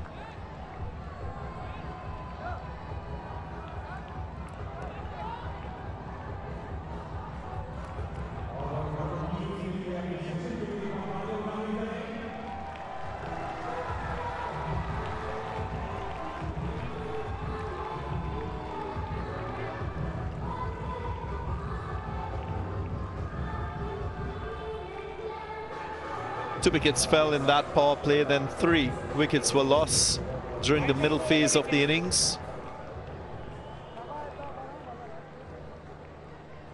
2 already in the last 5 overs.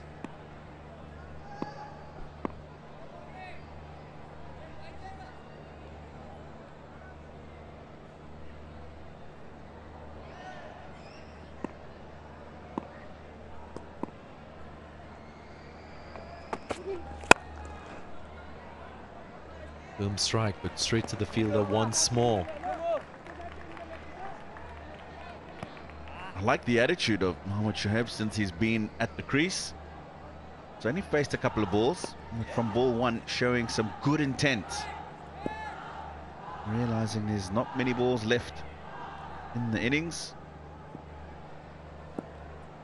11 to be precise.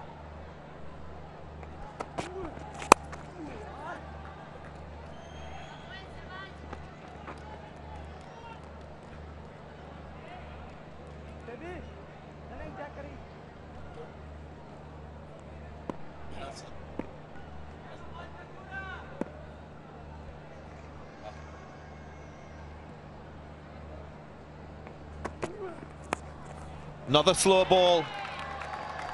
So unlucky as it runs away for 4. The thinking was the right one, but it often happens in T20 cricket.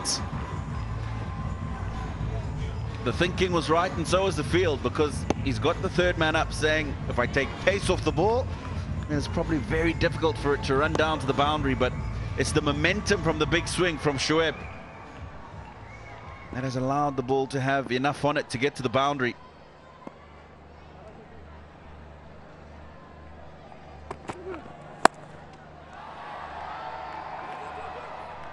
Just short of the fielder, it went high, miscued. Previous delivery, we saw that slower delivery. We saw many slower deliveries and different types of it from Matthew Trump. And this is a template that all fast bowlers could learn from. The young man from USA, born in South Africa, rolling his fingers from middle to off, and then that's like a leg break. Back of the hand, slow ball, upright seam.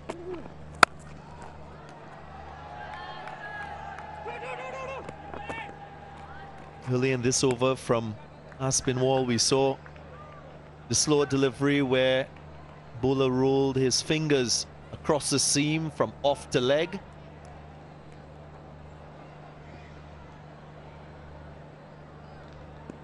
Very, very good to see this type of skill on show in this Pakistan Junior League. There's another one, but it will find a fielder. They've been searching for a boundary. Aspinwall gets his first wicket, and it's another wicket falling in the last 5 overs, just stymieing this acceleration that the Sharks are looking for. It's the slow ball again. No short and wide. He's actually hit it quite well. Got more elevation than he would have wanted as opposed to distance. Trump takes a pretty comfortable catch running in from the cover boundary. So Mohammed Ismail goes for 5. Gwadar Sharks 125 for 8.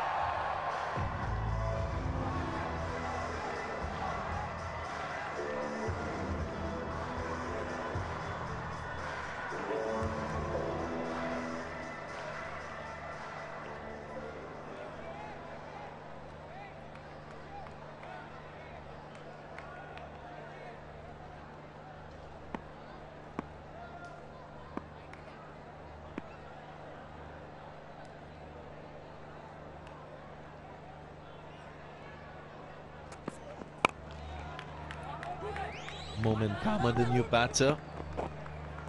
Last over of this innings, just a run off the first delivery.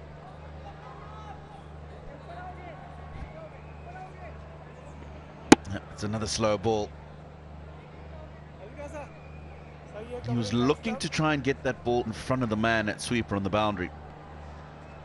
Lack of pace on the ball didn't allow him to be able to force it in front. Mentor for the Gwadar Sharks, Sir Vivian Richards. I have a few concerns, I think, at the batting performance today. Yeah, the great man, my former coach, former chairman of selectors, fellow West Indian, Sir Vivian Richards, my golf competitor.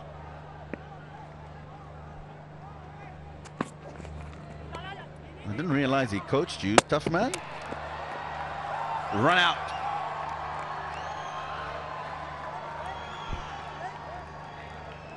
Looking to sneak a single.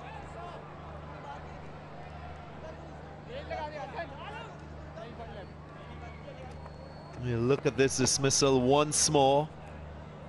Desperate times for Gwadar Sharks, trying to eke every single run. It was a play and a miss. Striker just advanced and ended up in no man's land. How soft a dismissal this is. Maybe he was lured by the call from his partner. Another meek surrender from the Sharks. 126 for 9.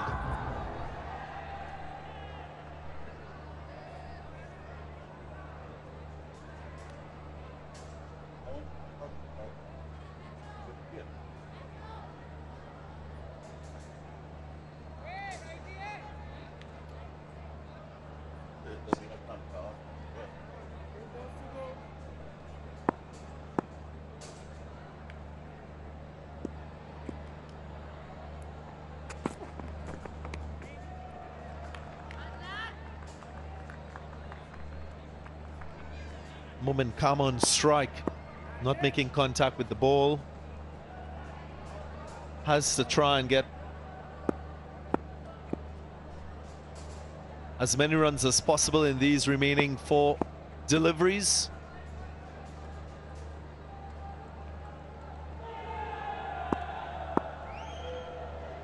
Shoaib Malik, coach of the Giants, smiling, relaxed. So far so good for him. Now we're so close to being another run out. Now that is missed that off stump by a whisker. I thought it was going to hit the stumps actually.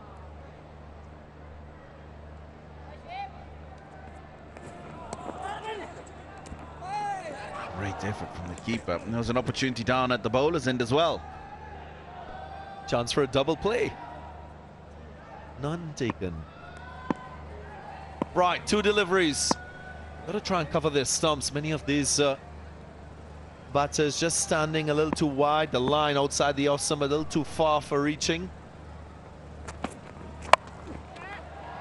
Slapped over that short fine leg. It might run away. And it does. So welcome boundary for the Sharks as we approach the final over. Final delivery as well. I don't know if this is the smartest delivery with the 45 in the circle. Obviously, a couple of balls to go in the innings. The batsman's going to go for it. And very likely that a top edge like that will happen. Got to have that protection, that fine leg back if you're going to be bowling those balls. Yep, not the right choice of delivery at this stage.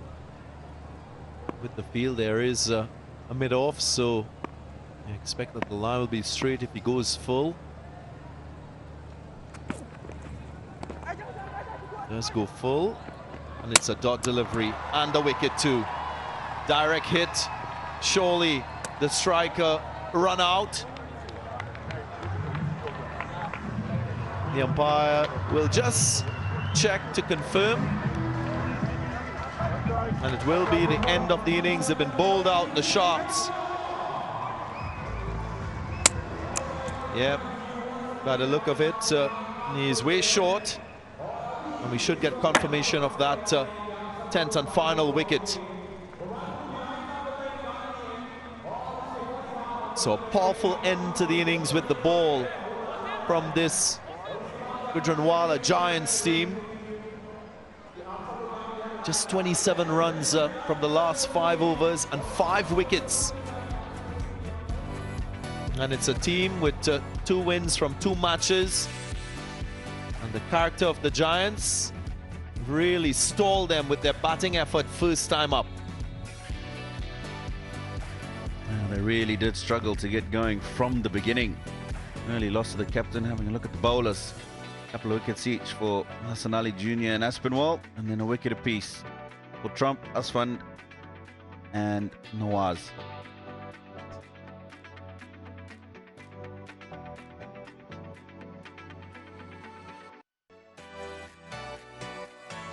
So what that means, after looking at the first half of this match number 9, the Gujranwala Giants will need 132 runs if they are to win this one and win their first. Good solid start for the Giants. Let's now join Rohan Nadeem. Right, you may have heard and loved of Hassan Ali from the Pakistan Super League. Now let me introduce you to Hassan Ali Jr. from the Pakistan Junior League. Hassan, ज़बरदस्त performance आपके पहले ही match में आपने 2 बड़ी wickets ली हैं, कैसा feel कर रहे हैं आप? सबसे पहले अल्लाह पाक का शुक्र अदा करता हूँ, मुझे चांस मिला और इंशाल्लाह मैंने बिलीव किया चांस को और मुझे बहुत खुशी हुई है। अच्छा, आपकी सेलिब्रेशन हमने देखी, बहुत इंटरेस्टिंग है, उसके बारे में थोड़ा सा बताएं। Thank you so much. मैं हसन अली जूनियर, हसन अली पाकिस्तान में वो स्टाइल थी। अच्छा, उनसे बहुत इंस्पायर्ड हैं आप? जी जी। अच्छा, टारगेट के बारे में क्या कहेंगे? ये अभी तक तो चेज हो रहे हैं बड़े टोटल्स भी, तो कैसी रहेगी जी? 132 का टारगेट है, इंशाल्लाह चेज कर लेंगे। हमारी बैट्समैन अच्छी है, बैटिंग लाइन गुड बैटिंग है। पाकिस्तान जूनियर लीग का हिस्सा बन के कैसा फील कर रहे हैं? बहुत फील कर रहा हूँ, बहुत हैप्पी। सबसे पहले माँ बाप बहुत खुश है, अल्लाह का शुक्र है और सो हैप्पी। चले बहुत ज़बरदस्त परफॉर्मेंस आपकी आज. Thank you for talking to us and all the best for the game. Thank you. Thank you, Rohan Nadeem. Well, the Sharks with 3 run-outs and they struggled to score. Now the Giants will need 132 runs at just about 6.5 if they are to win this one. We'll take a break and the run chase will be on the other side.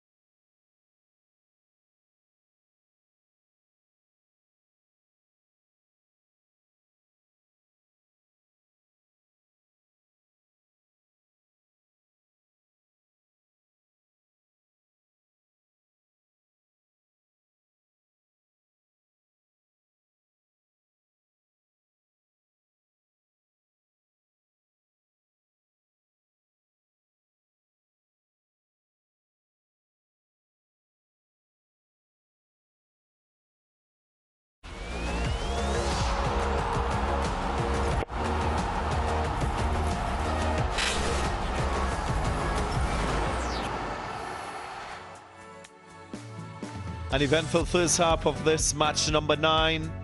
The Gwadar Sharks, of course, taking on the Gujranwala Giants. Sharks batting first, got to 131, top scorer. Arafat Minhas with 37 from 30.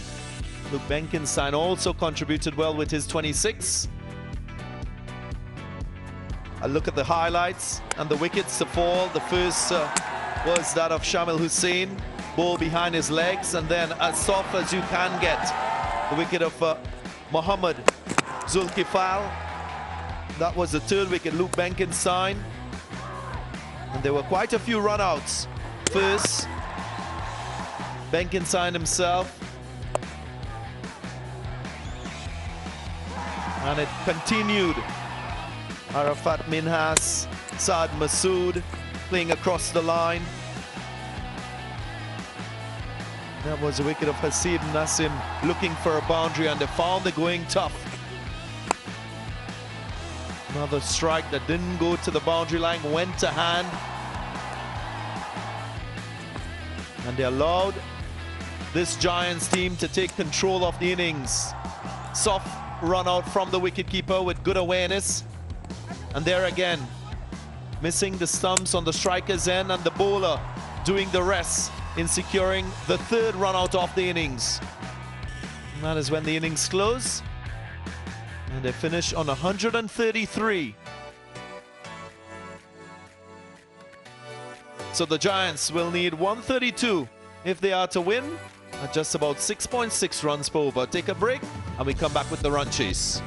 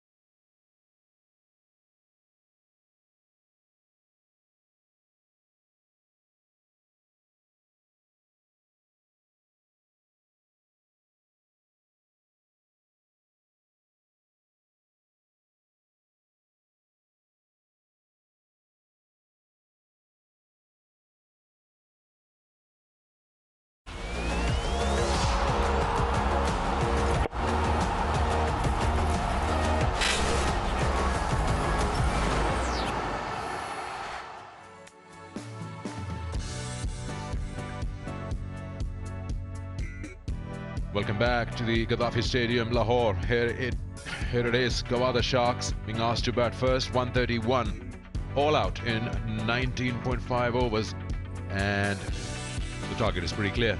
All you need to do is get 132 in 120 deliveries. That's how the bowling looked. 2 wickets each for Ibtisam and Hassan Ali Jr. A wicket apiece for Aspinwall, Nawaz and Trump.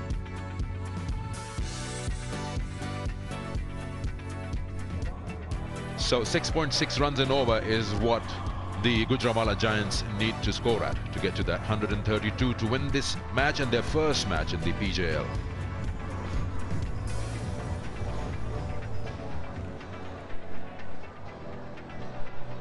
Being joined by Sana, it's a good opportunity for the Giants to score their first 2 points. Mohammad Ismail ready with the new ball. Absolutely, the first time Gujranwala Giants are chasing a target in this Pakistan Junior League.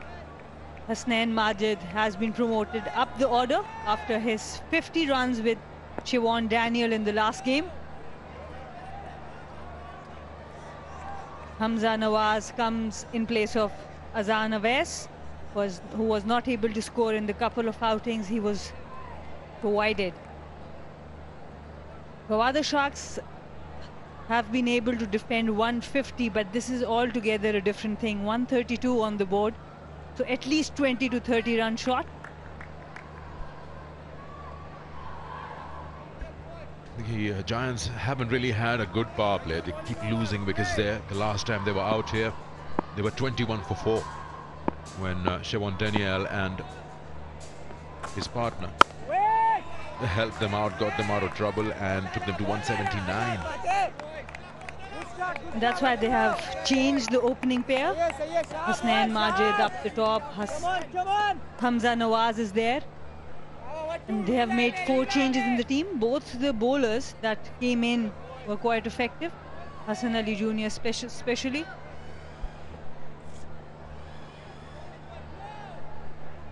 Hassan Ali Jr., you mean the one who's not Hassan Ali's son? Yes, yes. He just celebrates like him. Yes, Hassan Ali has a very small, beautiful daughter, I think. Yes, he does.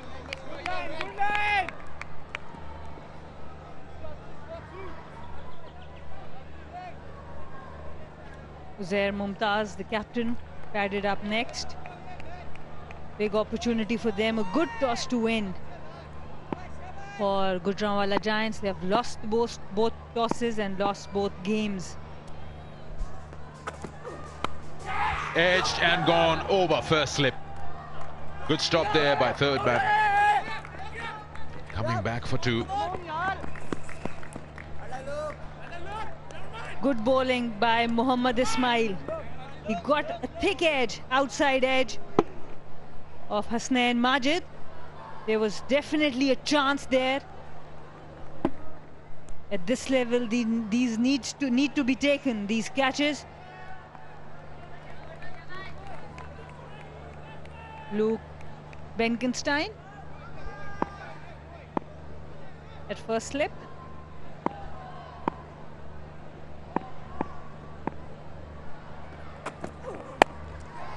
Nicely pulled away. There is protection there in the deep. It's got a deep square leg and a third man.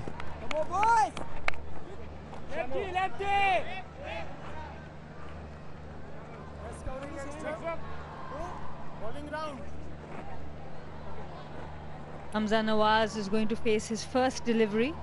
This is his first outing in the Pakistan Junior League.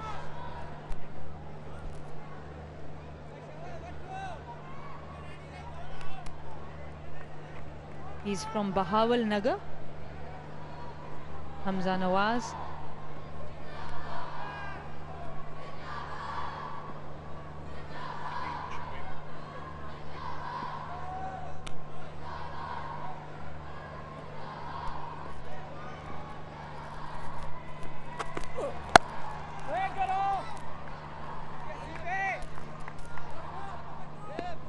It's so important that the Gujranwala team maps a plan out here to get to that 132. They don't need to hurry through the power play. Get their eye in, especially when you rightly said they've selected a new batting pair to open for them. And if it's your first game, just absorb what's happening out there and then go about it. You're not chasing a huge total. So a good 40-run power play should be enough.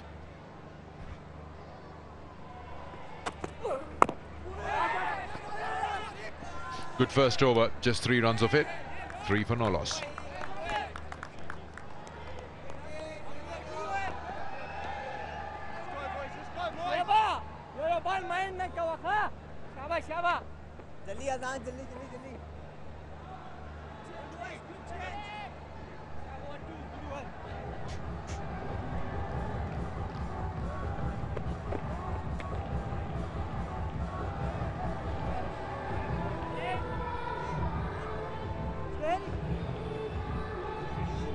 Gujranwala looking to score their first 2 points if they win this one.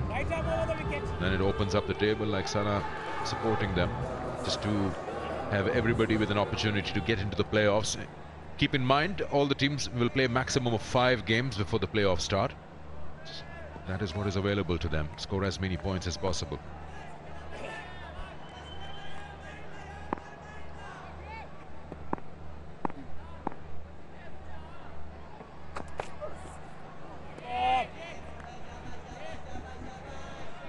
Gwadar Sharks have been quite consistent with their new bowling pair, Mohammad Shoaib and Mohammad Ismail, and rightly so. They have bowled really well. Unveil the reel, peel the label to win a lucky draw. Wild lucky draw and get to win lots of prizes worth millions. Zik Motor Oil.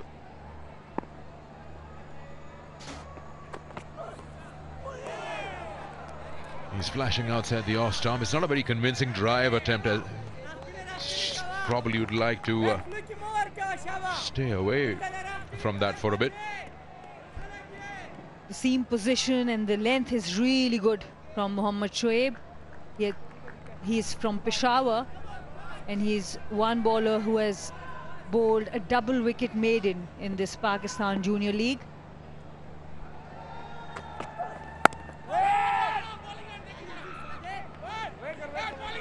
This feels there's a lot of noise, a lot of chaos, lots of traffic outside. Players are just moving here and there. He's attempting to drive the ball, which is on the rise, instead of trying to use a horizontal bat to cut it through point, backward point. And he's played a very good knock along with Siobhan Daniel down the order in the previous match. You see that? I'm not really sure if he's a genuine opener. Is he been sent in as a power hitter? It does seem like that. He has made a 50 in the last game. He played in the middle order in both games, scored runs and has been promoted. Hopefully they don't expose their middle order by doing this. The maiden overs in this Pakistan Junior League. That's a wide delivery. In this Pakistan Junior League, 3 bowlers have bowled maiden overs. Mohammad Shoaib, a double wicket maiden, the bowler on the screen. Uzair Mumtaz is also playing in this match from Gujranwala Giants. And Arafat Minhas, he's also playing in this match. So all the 3 bowlers who bowl maiden overs are playing in this game. So it might be a low-scoring affair, Sikandar.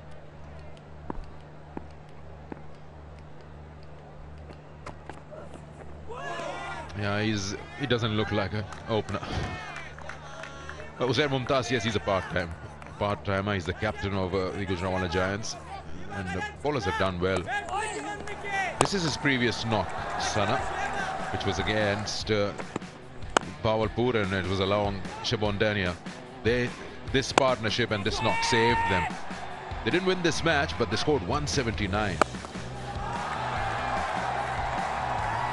Why this innings was so special? Because he walked when the team was 21 of 4.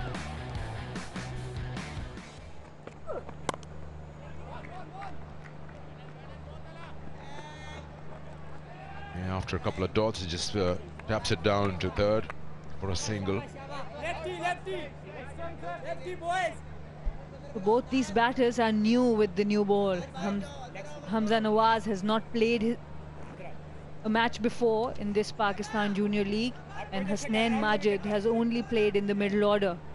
So a little bit of a shaky start here. They are just chasing 132 runs. So they can take some time, but from the next over, they can't lag behind.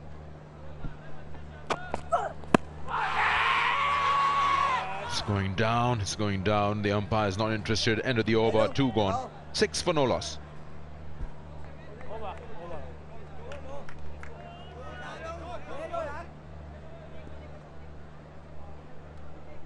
And there was a shout. It seems like Gwadar Sharks want to go upstairs. They have taken a review.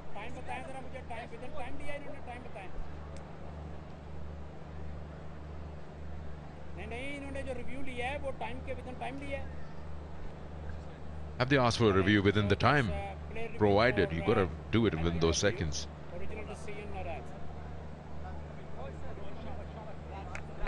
I think the umpire is just checking that with the third umpire to just let him know if they ask for the review within the allotted time.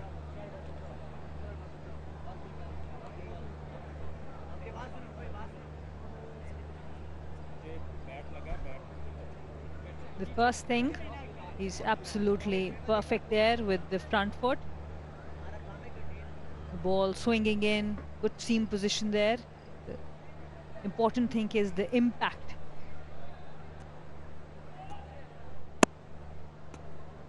We want to see if there was a bat involved there or not. Well, it's been given not out on the on-field. Now let's have a look if there's any bat involved in that. Is there an inside edge? Well, if it is, it's a feather touch, but the seam doesn't change its rotation. It is quite close to the bat.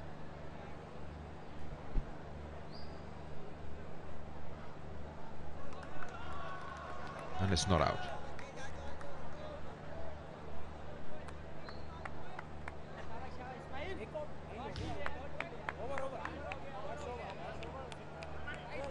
So Vivian has enjoyed that, maybe. Be your own hero. That's what the book says. That's what you got to believe in as a team. You got to have a man like Sir Vivian Richards to help you believe in that. Yes, got absolute firm belief. I was honored enough to host a World Cup transmission with him. The kind of self-belief he brings, the kind of weight he put behind the West Indies team who was not having a good time. It is incredible what these youngsters must be experiencing with him in the dugout.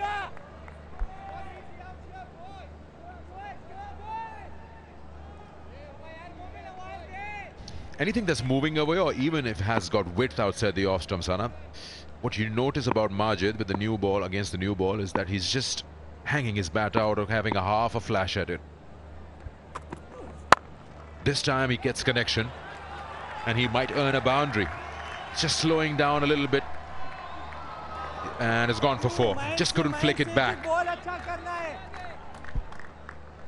This is exactly what Gujranwala Giants were looking for. The boundary of the bat of Hasnain Majid. He has been promoted up the order. This time a better connection.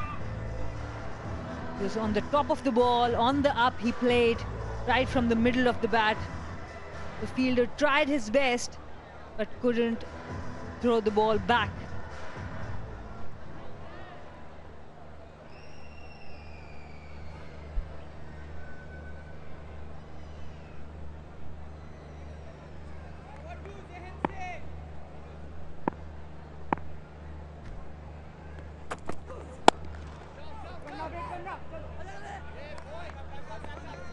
What we've gathered, seen in all the PJL games, that these young men really want to showcase their talent.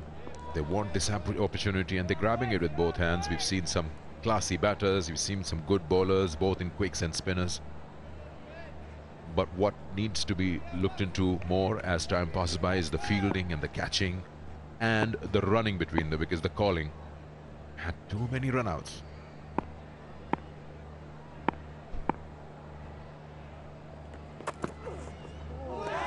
There, that movement away from that bat, just enough to beat the outside edge. And where Gujranwala Giants have to be careful, because Hasnain is generally a batter who bats in the middle, he's playing a lot of dot deliveries. The required run rate up to 7 now. Started with around 6.5, but they are batting at 3.75. So you don't want, you want to use this power play even if you are chasing a low total. Well, yes, he has minimal or no foot movement towards the ball that's moving away. He's just trying to keep the baton which is away from his body. This one coming in. You know that Ismail can curve it both ways. Hamza Nawaz yet off the mark. He's still waiting. He's placed 3 deliveries. And that's not the kind of start you want to have when you're chasing a low total. This is an important ball for both teams.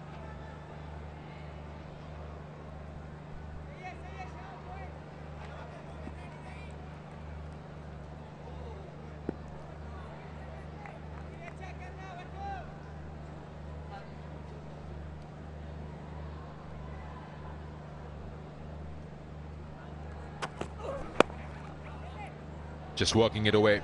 That's not the correct line. A boundary to end the over. 2 boundaries in this. It's now 15 for no loss after 3.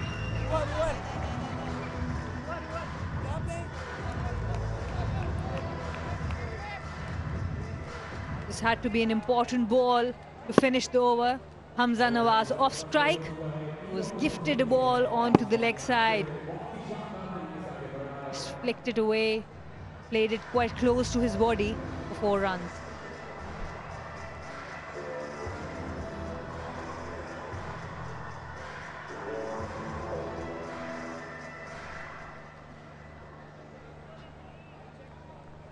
It's match 9, Gujranwala versus Gwadar Sharks. Have you had an opportunity to practice in your playing days in this ground? Yes, played a lot of games there, Sikandar. A lot of our international matches when we had to play, we would be practicing in LCCA ground. A lot of domestic cricket also we were able to play there.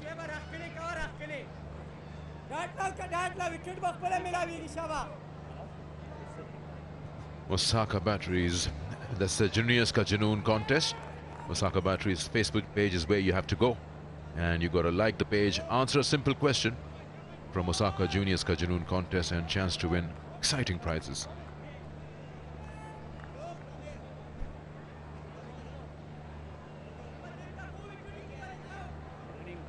Quite a similar power play from what the Sharks had, but the Sharks then started accelerating after the 3rd over.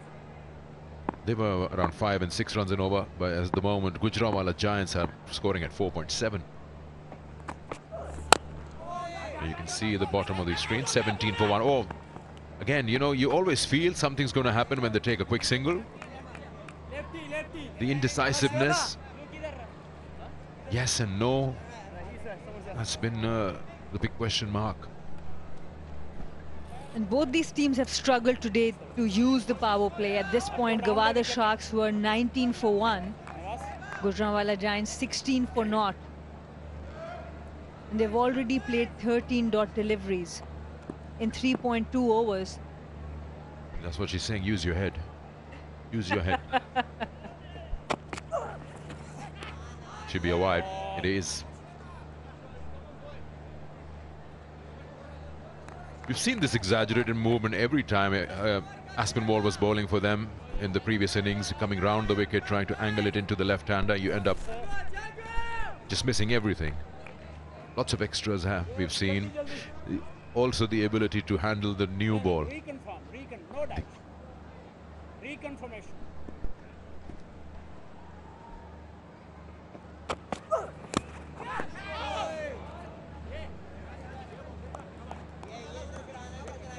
the face of the bat closing, thus making no connection there. The ball is angling in.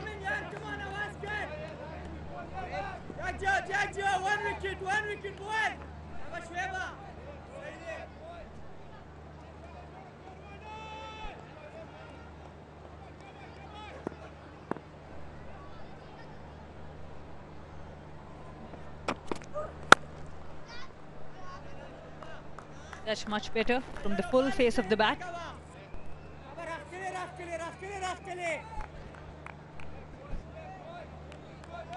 One of the other sponsors of Pakistan Junior League, Kingdom Valley, go to the Kingdom Valley Private Limited official Facebook page and get a chance to win exciting prizes. You can be the next winner.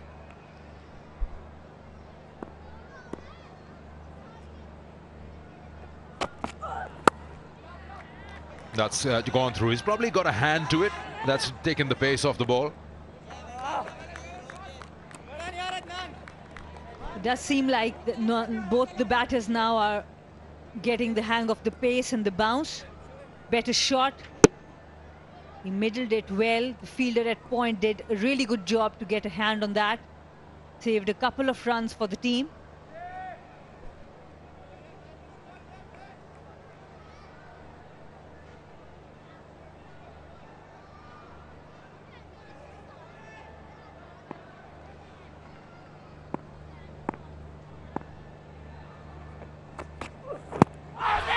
That's a good shot. It's very full and it's been given. Took a few seconds extra. The umpire and then gives it out. Are they going to review that? Are we going upstairs? And yes, we are. It really looked straight, Sikandar. It really did. Yeah, and the most important thing is it's been given out by the on-field umpire, so Majid will have to pray that the ball completely is missing the stumps. So now we know that this is a legitimate delivery. We'll get down to the other end.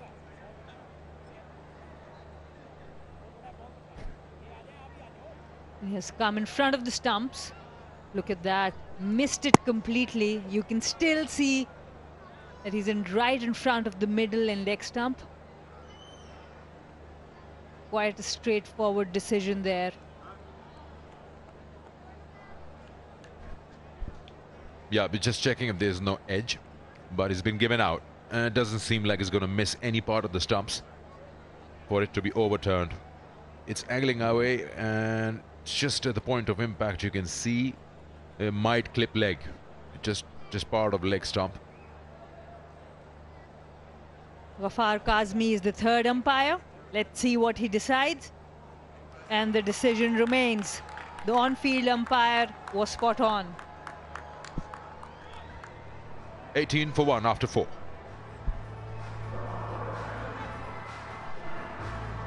Hasnain Majid has to walk back for 10. Gujranwala 18 for 1.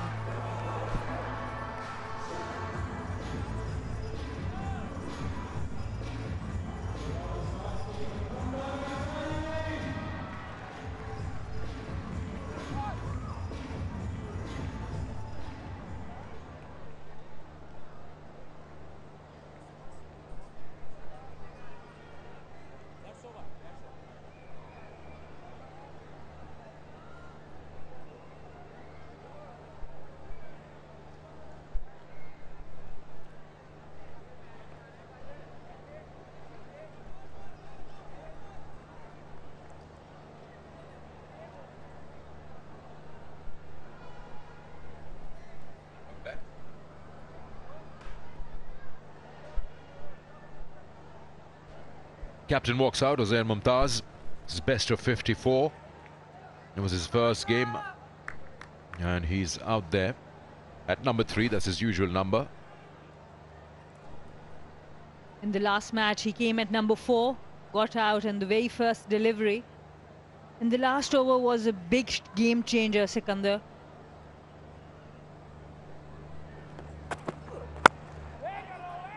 Because before the last over, both the teams were neck to neck after 3 overs.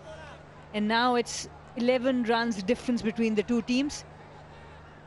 That's the last wicket, right in front of the stumps. Tried to play it too square on the wicket. Easy decision for the umpire. So at this point, Gwadar Sharks were 29 for 1 and Gujranwala is 18 for 1.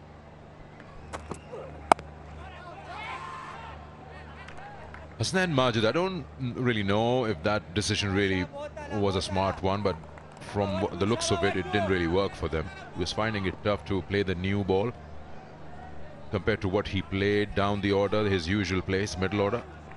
Maybe a better tactic could have been that Siobhan Daniel be promoted up the order. As an opener, he played really well. When he came one down, he played a knock of 81 or 51. So you could have promoted him up the order.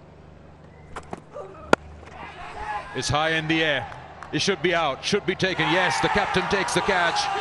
So the second opener also joins his partner in the dugout. Nawaz has to walk, and Gujranwala are not looking good with 18 for 2. And so Vivian is happy because the team is fighting. They believe they are a good bowling unit and they are showing it. Both the new ball bowlers, 1 wicket apiece. Hamza Nawaz tried to pull it. The ball got big on him. And a good catch, simple catch for the captain Shamil Hussain. Hamza Nawaz has to walk back for 5. Gujranwala 18 for 2.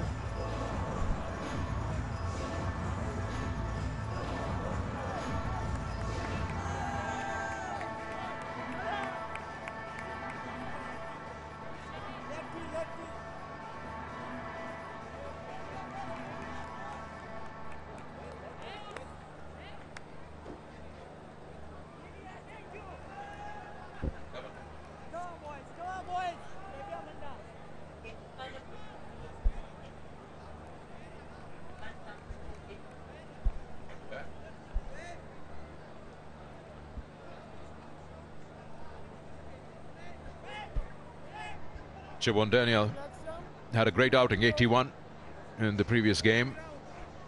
He's out there at number 4. The overseas player from Sri Lanka. And he's now there with his captain. Now the thing is, now we've got 2 batters who haven't faced a delivery. That's the problem with Gujranwala. They lose wickets in pairs. I really don't understand this batting order, Sikandar. He played an excellent knock of 81. Came 1 down and now he has been demoted. And that is why he's back here to bat. Hamza Nawaz not able to connect. Got late on the shot. Easy catch by Shamil Hussain. The captain, just look at the passion. This is what it means to them. And yes, it's Pakistan cricket is winning here.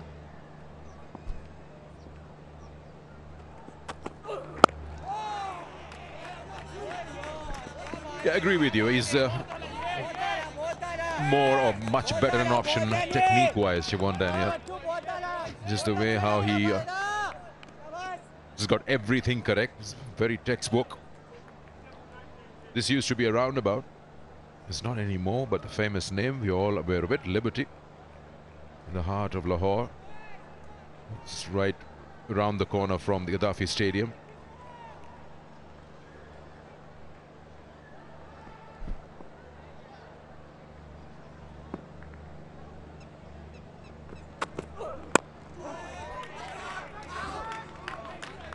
Dot ball to end the over. We had 22 dots already. 18 for 2.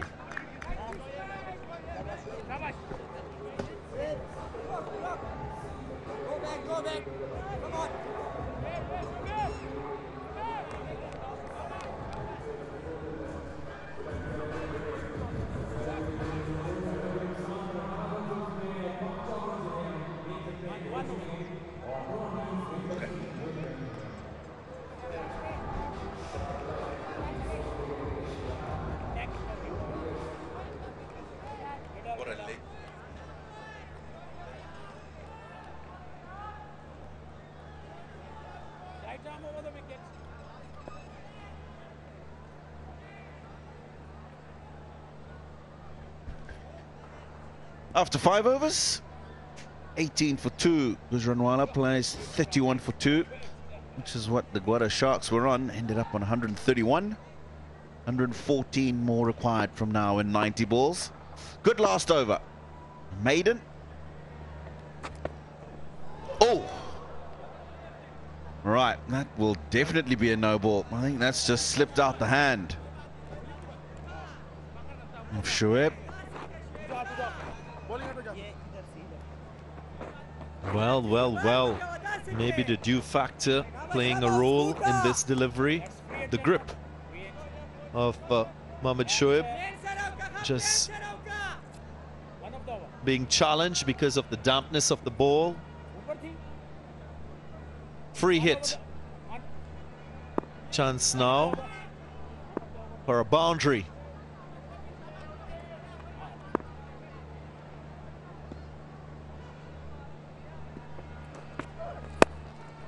And that's clean and falls just within the boundary line, but goes for 4. And that's a fantastic result for this Giants team. I see in the length, it's a good shot because he's just closed the face on impact to ensure it goes wide of the man at mid-on and into the gap. The other field in front of square on the leg side is a deep backward square just in front of square on the boundary, so acres of space behind mid-wicket. That's well played. Not quite sure with this strategy to use 2 bowlers within the power play phase. Of course, Mohammad Shoaib into his 3rd over. That's a good comeback delivery. But we've seen 3 overs from Mohammad Ismail, 1 for 12. He was quite economical, bowled superbly. Don't often see a captain use 2 bowlers to bowl 3 overs each within the first 6 overs of a T20 innings. A bit of nip off the surface there, Darren.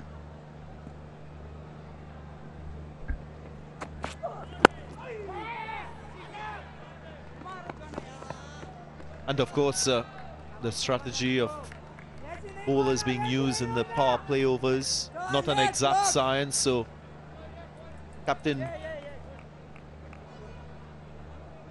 Shamil just opted in for those 2 bowlers. Decode, smartphone sponsor of Pakistan Junior League. You can go to the social media page and win prizes.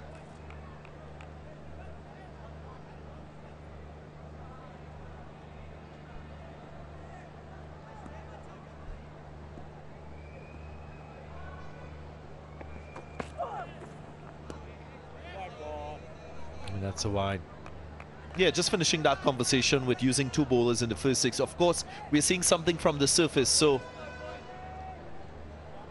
Captain Shamil Hussain has gone with what he's seen from his bowlers. Oftentimes you get batters who set themselves after a few overs of a particular bowler and then take the attack to them. We haven't seen that.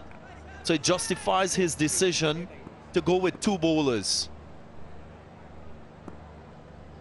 Only 25 runs scored so far.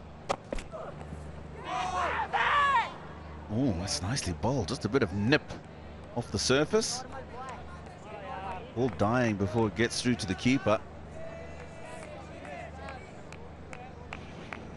But again, evidence of a bit of movement off the pitch. That's the end that, of course, last night just got a bit of rain on it when they were removing the covers. So just a bit more lively maybe this evening because of that. That last delivery, 24th dot in this phase. That's 4 overs of dot deliveries so far in this innings. Make that 25 dots. That's exceptional bowling from the Sharks.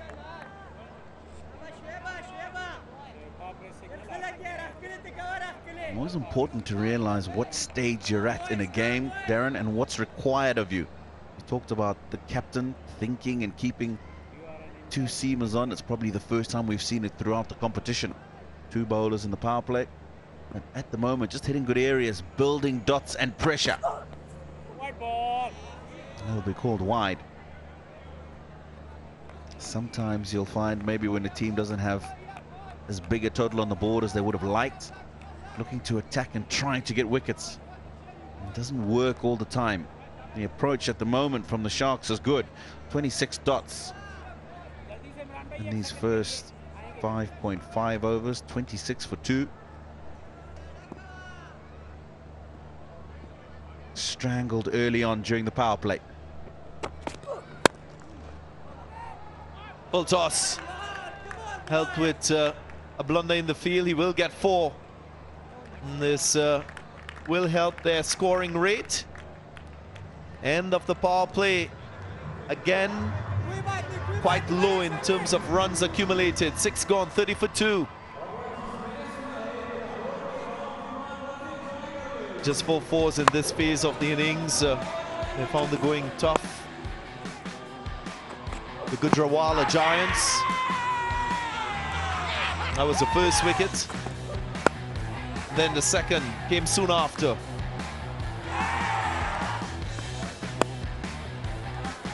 Free hit was capitalized on. The very last delivery also produced a boundary. So 30 for 2 compared with 40 for 2 after 6. Both teams, of course, the Sharks ahead as we go into the middle phase of this innings.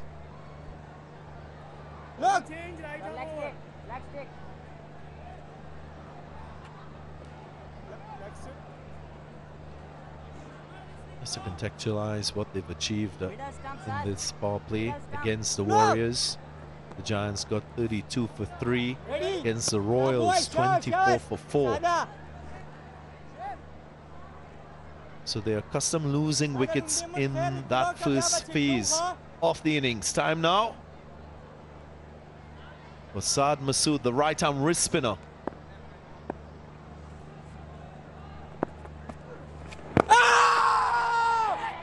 Hurried him. But just might be sliding down the leg side. He gave himself room going outside the leg stump, so if the ball has struck the pad first, it's definitely not in line. It has, but you can see that front foot way outside the leg stump.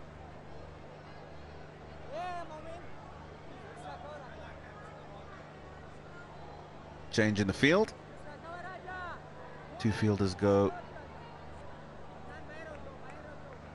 to deep backward square leg and cow corner. Long on the other field on the boundary on the leg side. Long off and a sweep on the off. Slip in, good attacking position. Shivan Daniel, fine young player out of Sri Lanka. Of course, one of the overseas players in this Giants side. Hails from St. Joseph College in Sri Lanka. And if you follow cricket in Sri Lanka, college cricket, very much well followed in that part of the world. He's growing in stature as a young batter, young left-hander. And he's using this opportunity in the Pakistan Junior League to enhance his reputation as a player. 6 most runs before this match in the tournament for this young man. High score of 81, that was against the Royals. And he strikes at a good tick. Strike rate 145 before this game, so he'll be crucial in this run chase. No,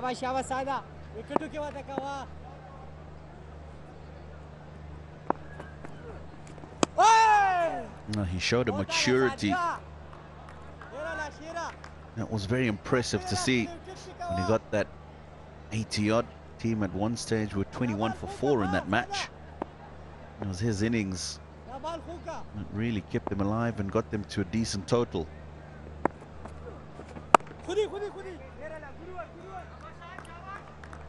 Seven gone, 32 for 2.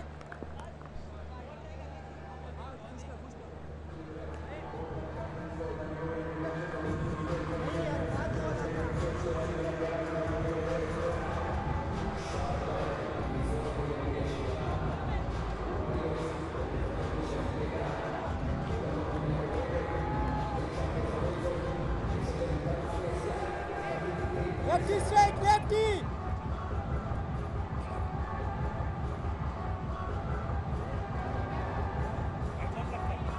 सही है ना? आप extra cover हो. 50 dots in these first 7 overs. That will just make proceedings for Gujranwala even more hectic. 100 required in 78. Required rate 7.69. One wicket, boys. At the moment, scoring at less than 5 to the over.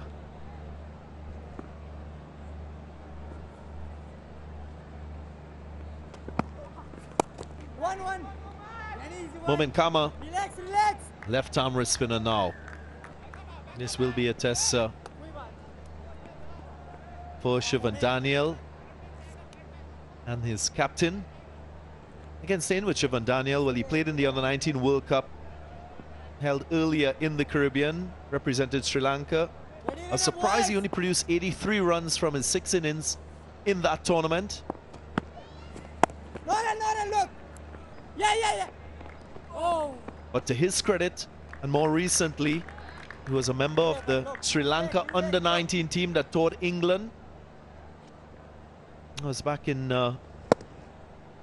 August, and Dominic Cork will be happy to hear that he scored 155 at Derby when they took on that England Under-19 team.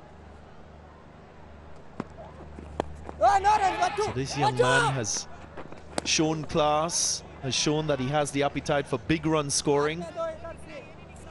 No, this is a different format of the game. He has to customize his approach to batting. This was the other night when he held the innings together. Very unfortunate for the Giants not to win this encounter, but he was a bright light with the bat. He certainly impressed me, the little that I've seen of him. Very calm at the crease, controlled about how he plays his strokes. But at the moment, he's got to just pick up that scoring rate.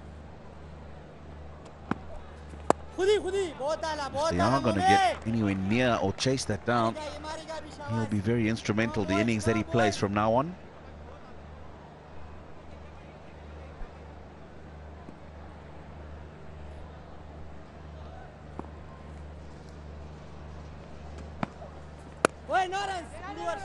So already at 19, he's played in the Caribbean, he's played in Sri Lanka, he's played in England, and now he's playing here in Pakistan. 8 overs gone, 36 for 2.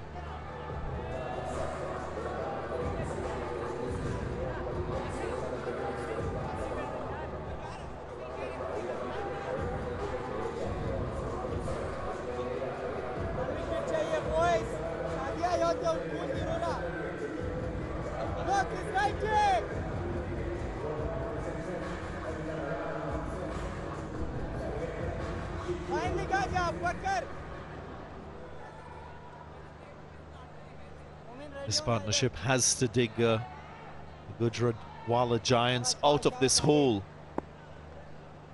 Too many dot balls already in the innings. Luckily, the required rate still manageable, just 8.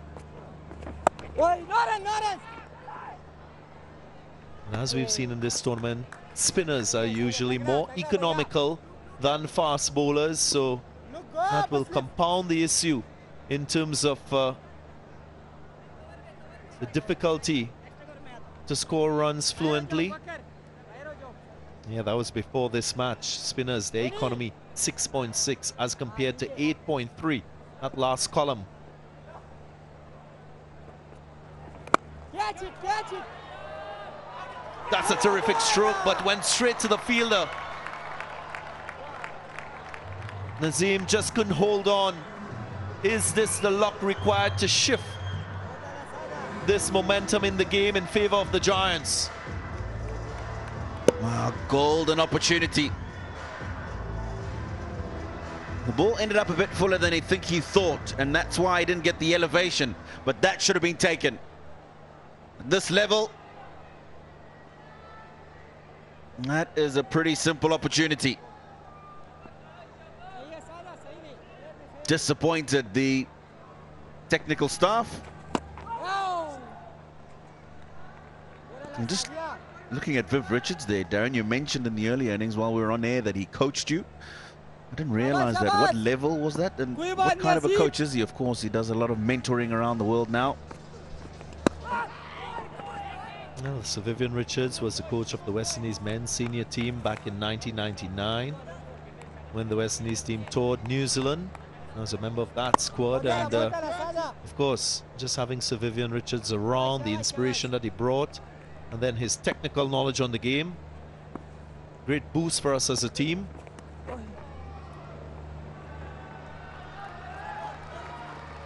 Enough bat on this one to get another boundary in the over, so things looking up for the Giants. That run rate increasing. Already 9 runs from the over with a delivery remaining. That's a good ball. It's quick and it's flat. On the other way. Enough bat on it and control as well, even though we got the outside edge down to the boundary.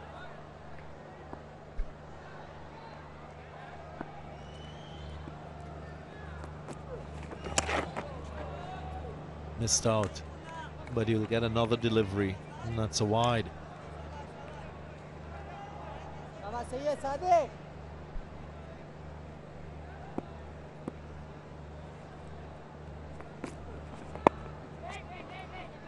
Finishes with a googly to the left-handed Daniel.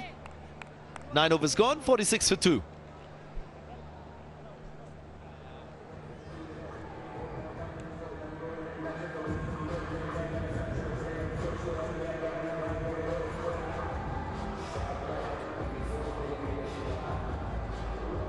Both these batters at the crease, they got to play the matchup to the bowlers that they're facing. Of course, Daniel, the left-hander, will fancy his chances against the right-arm wrist spinner. Mumtaz, the captain, on the other hand, should take more control in run scoring against the left-arm wrist spinner, playing that matchup.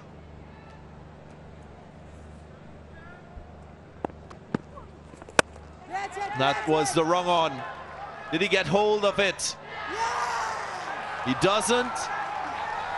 And Saad Masood takes a fine catch to break this partnership. Wow, that's a very, very good catch. You won't see how he moved as well from the monitor. When I saw him running around the boundary live here, I kept his eye on the ball, timed it perfectly. And then puts in the dive, good control, made sure the elbows didn't hit the ground and give the ball an opportunity to pop out of the hands. And that is a quality catch. Mumtaz goes for 9. Gujranwala, 46 for 3.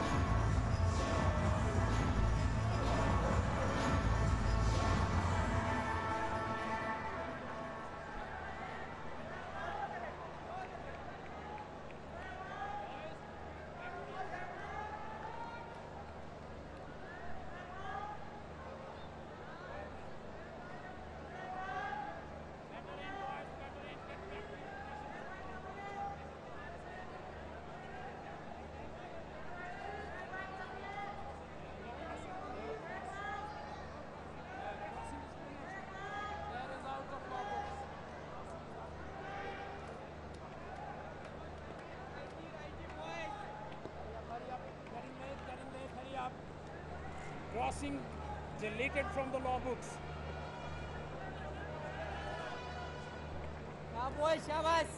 That's middle. Left. Mohamed Wakas, the new batter. Well, he opened the innings in the first game. Match 1 against the Warriors. Then he batted at number 5 against the Royals. There he is at number 5 again. 5 left. 5. And you can understand what the Giants are trying to do. They're just reconfiguring their batting lineup, their batting order. They made 4 changes, searching for that successful formula to produce a win. And to me, that's being proactive. Moment, in. Of course, Shoaib Malik, the mentor for this team. Coach Ijaz Ahmed. They'll want to secure 2 points today, Tino. They will indeed, yet to register points in the competition.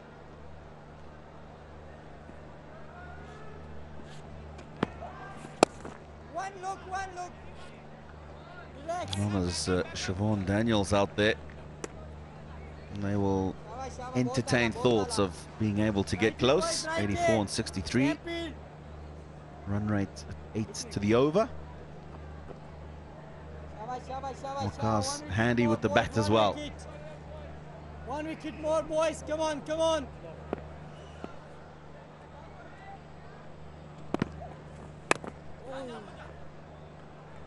It was a short delivery again. The angle from left-arm wrist spinner. It was the wrong one going across the right-hander. He was searching to hit through that onside. Ball was very wide outside the off stump. Sometimes for a left-arm spinner, you got to also keep your eyes balanced. Give yourself equal opportunity to hit through the offside. Might be a stumping, might be another wicket. Smart work by the wicket-keeper. This is brilliant cricket all round. Mohammed Zulkifil behind the stumps. Did he come up with a beauty and produce another wicket for his team?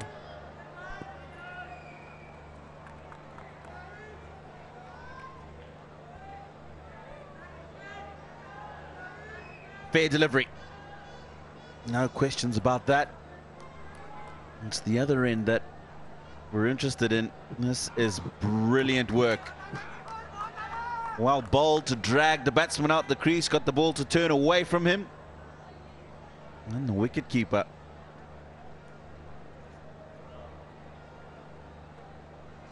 Zulkifil taking that comfortably and quickly, dislodging the bails.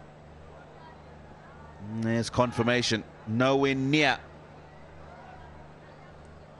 the crease. Waqas. That is a fantastic bit of wicket keeping. Fabulous work behind the stumps. Waqas back leg in the air. Quick hands by Zulkifil. And it accounts for another wicket, that of Waqas. Gone for 1. 48 for 4.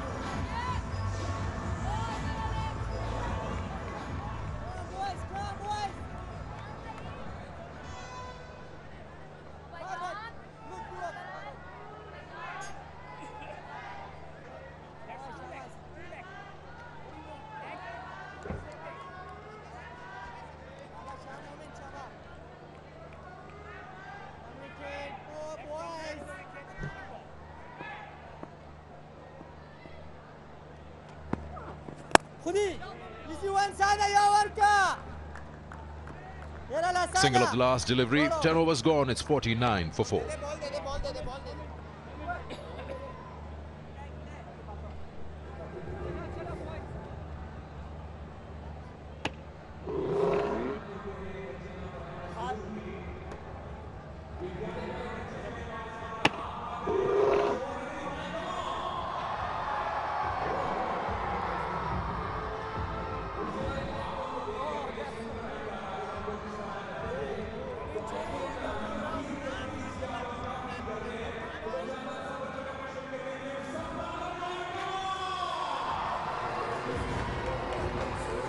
Well, last time I was on this seat, they were 18 for 2.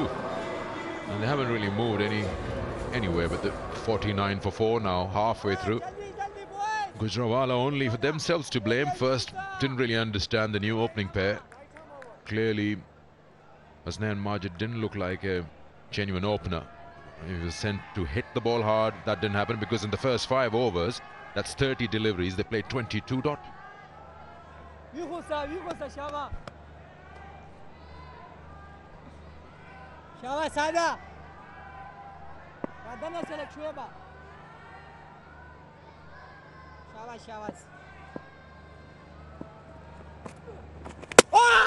He's gone. It's a googly. He's played all round it, nowhere close, and Gujranwala Giants are looking to wrap this up early. This game is cello. It is seriously moving on. Tom Aspinwall goes back to a googly, little inside edge. It's a beautiful delivery. And the man from England had no answers. There he goes, the great man. Aspinwall goes for 1, 49 for 5.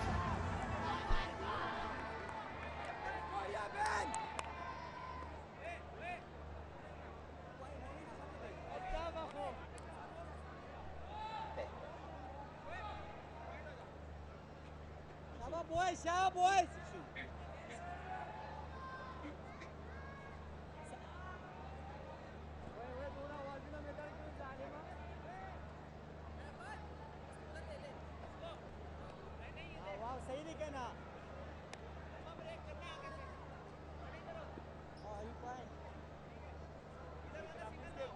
Come on, boys.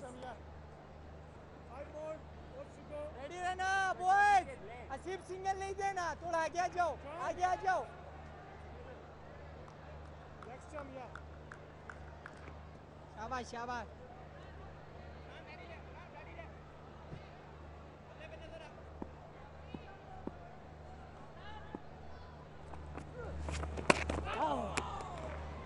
Trying to bowl a quicker one. Well done by the keeper there, and that's 50 up. Yeah, what I've seen today is some bad shots. And I say bad shots because of the options taken. He's happy, of course he is. When somebody has the ability of bowling big googlies, you've got to be careful hitting the ball through extra cover. At least get your feet in the right place to play the extra cover drive. One, go. Ball on. Back up, look. Well done, boys, well done. यार relax कीजिएगा मत सादा. यो ball को cool नहीं डाला. बाबा डाडा.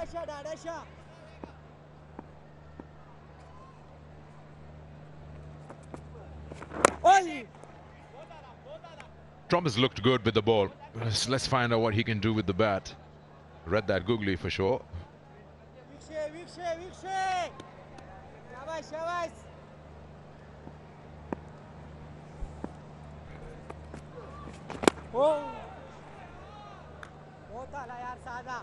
It's still not all lost. It's just the wicket. 79 of 56. Who's going to score them? The only man they can hope on is Siobhan Daniel right there. Well, he needs partners there. He scored an 81 the previous game of just 51 deliveries. Gets a thick outside edge. That race won't be won. 4 valuable runs for Gujranwala Giants.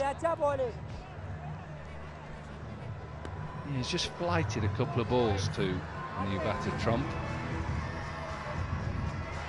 I think he's just over pitched. There is an outside edge. Would have been a good catch even if they'd gone straight to him because of the pace. Raced away. Slipper's been taken out now.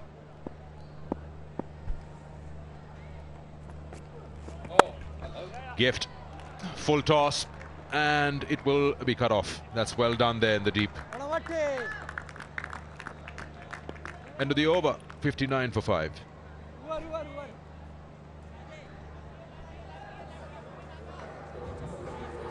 Yeah, whether this slips, I'm not sure how dewy it is out there, how much is it's formed on those grass leaves.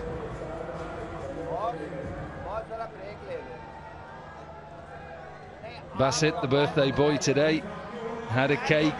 Someone put cake in his face. I don't know who. Who was it? Who put cake in your face? Correct. Tradition, isn't it? It's tradition. Thank goodness there's no... Oh, I don't think I'll be here in August, because I'm sure I'll be...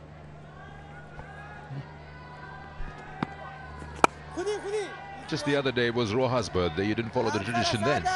No, no, I couldn't do that. No. It would take longer for the studio then. No, I just ate all the cake. That's what I did. Come on, boys! Come on! Relax, Leona! Well, while this match is just not going anywhere for Gujranwala, we'll talk about England have announced their squad for the test matches, with Ben Stokes being the captain. Shabash, moment. No Broad.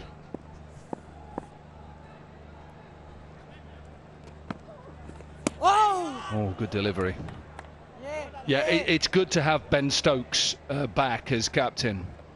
I'm leading from the front. No Broad. He is given time off because his wife is due their first child. Full toss, put away, poor delivery. We've seen a couple of them, so just keep your eye out on the bowler, that whether it's just getting a bit dewy and the ball is just slipping a little bit. We've seen a couple now where they just seem to slip out.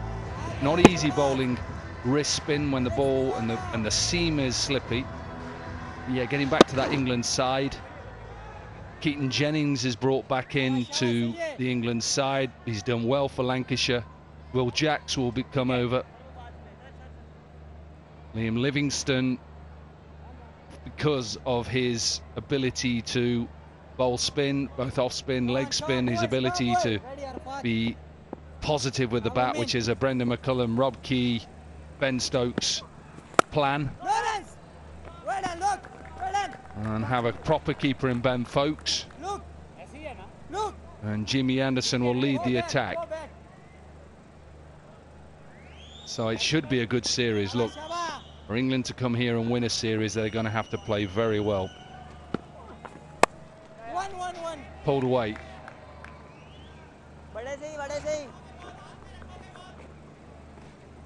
Inverex Solar Energy. Visit Inverex Solar Energy's social media pages and get a chance to win. Guess what? Exciting prizes. Yeah, loads and loads of opportunities to win exciting prizes, win millions. Got to come down here, participate. We'll get back to this game and England's tour. It's 12 gone, 65 for 5. And it's time for a drinks break.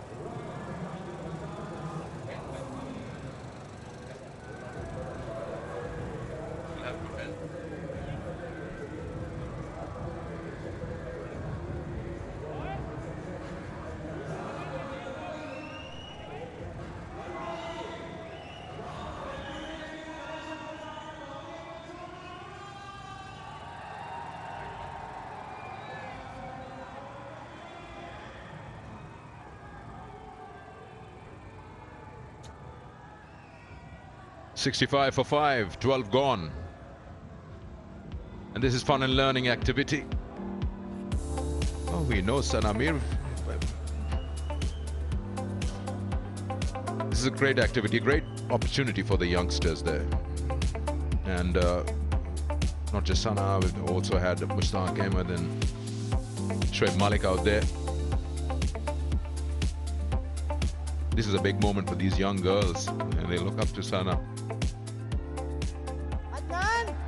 This is her bowling action. Well, yeah, well, you know, you read about Sana Mir, she's an off spinner, but she's been telling me how much she used to bowl some leg spin as well. You could see that she was bowling leg spin then. With that arm action, yes. Absolutely. Shabas boy, shabas. This young man has won himself 2 All-Rounder of the Match awards in 2 games. And today he scored a 37. If he can get a wicket or 2, he's coming back to that presentation. And how well you do it, those presentations. Very good. Could be better, only if you knew a bit of Urdu to interview. Well, look, I'm going to try, and then I can maybe take a little bit of responsibility off you always having to do it. I'd love that. I'd love to. I'll be watching those interviews closely.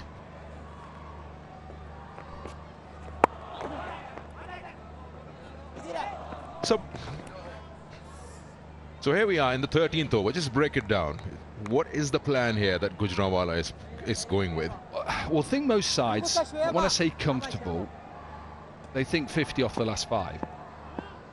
So they're 65 off 46 balls. So 15 off the next 16 balls leaves 50 in.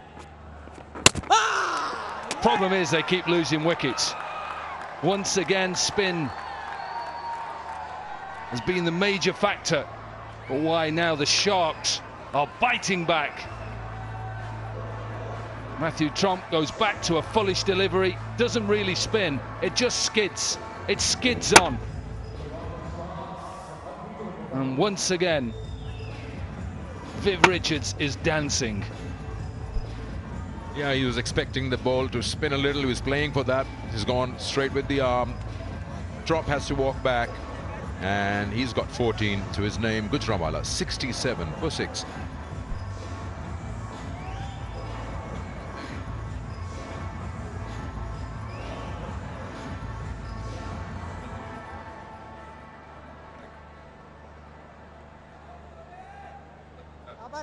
Run नहीं देना, relax नहीं होना।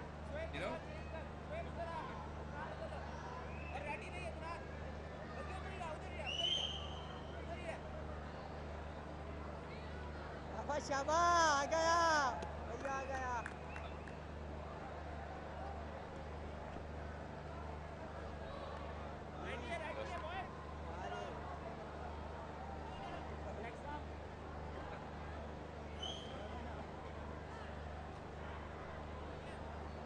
शाबाश, शाबाश, शाबाश।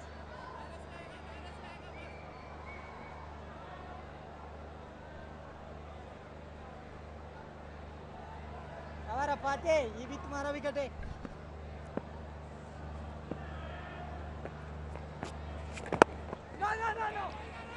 Quick run there.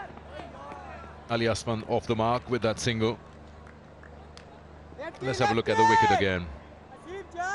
Just again, it's just the angle that he creates, and the fact that Trump is trying to work that to the leg side. It's just great to see the enthusiasm that Viv has. And Mushtaq Ahmed. Oh, cut through the keeper's legs. And this should run all the way for a boundary. So a boundary for Chevon Daniel. Yeah, he's the only hope left for them, because we know he can bat only if he can find a partner. This one kept low, but at the moment Gujranwala is just happy that the runs get added to that total. 72 for 6, still 60 away. You're talking about spinners. Spinners have done so well. 4 out of 6 wickets are spinners. That should go to the boundary. That's hit well. That's timed well by Chevon Daniel. So 2 boundaries. This looks like a good over. 13 gone, 76 for 6. Yeah, in some ways this might be a bit of a counter, because he's just seen wickets drop at the other end. He's thinking, right, okay, talk about that, what we were on about, 50 in the last 5 overs. Well, they're ahead of that. 56 off 42 deliveries shouldn't be difficult in T20 cricket in a chase on a wicket that is just sliding on. There's a bit of dew out there as well. Shivan Daniel, 26 from 23. He has to be the man right at the end. But with 12 balls to go before the last 5 overs, runner ball gets them to near enough 90. And then 42 in the last 5. That's how they should break it down.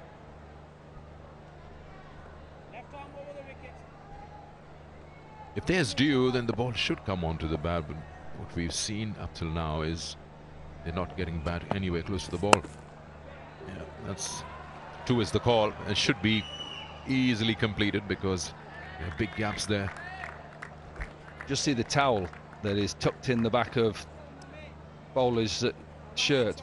Osaka Go Batteries Facebook page. Like the page and answer a simple question from Osaka Juniors K Janoon contest and get a chance to win exciting prizes. Again, exciting prizes.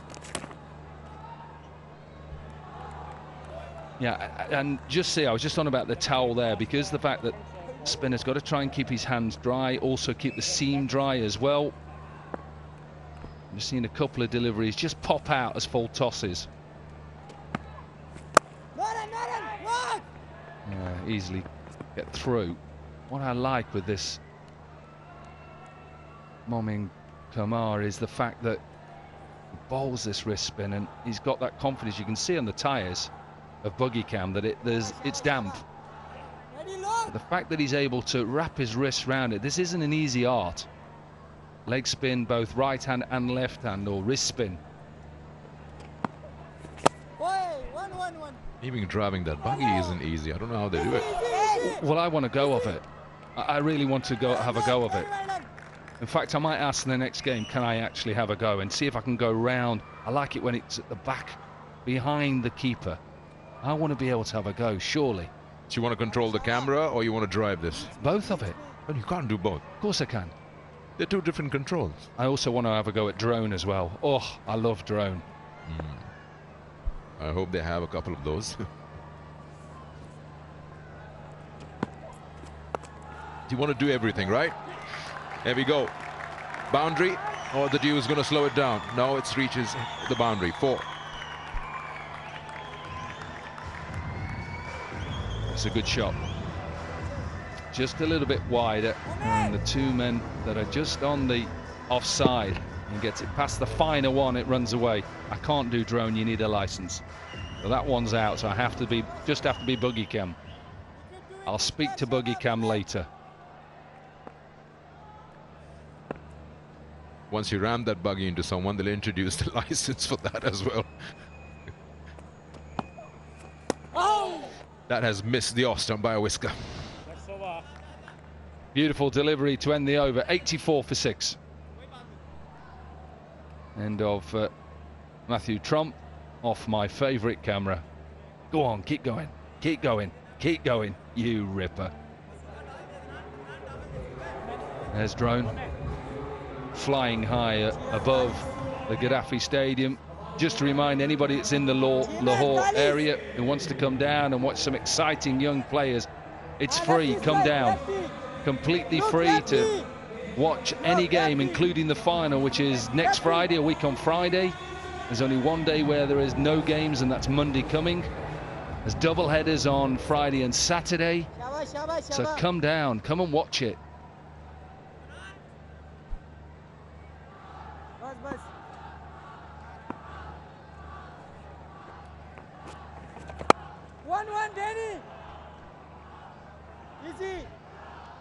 Shivan's got to lead the way. 27 of 28 of 25, and keep finding that odd boundary every over.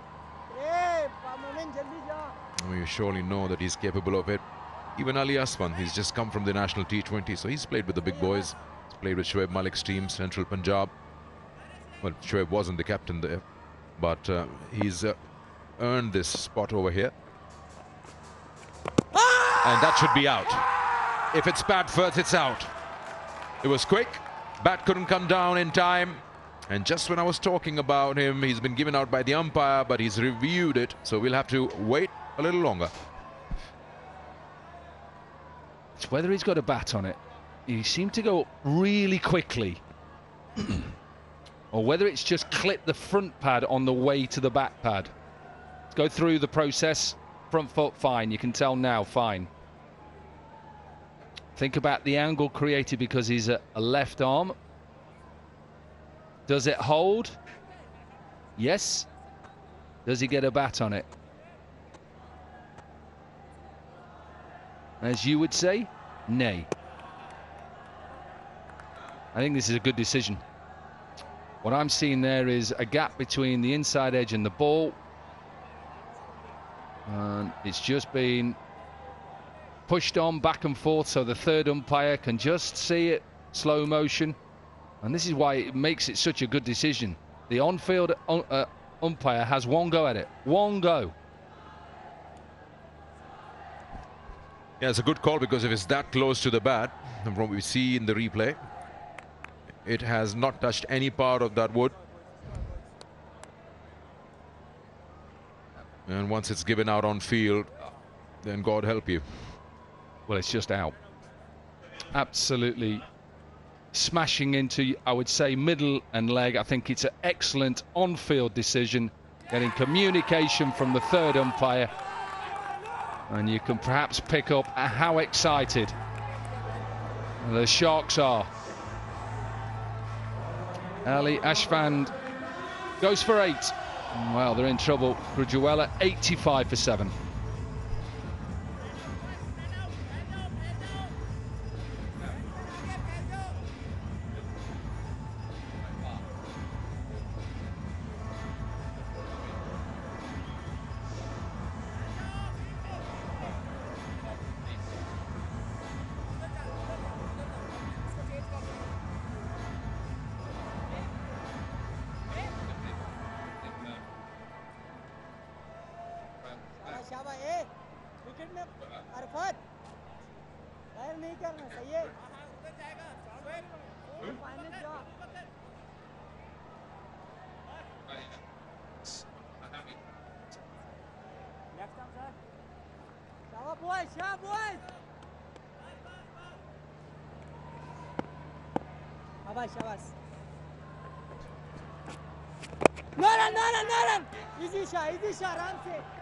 Straight away, Ibtisam off the mark.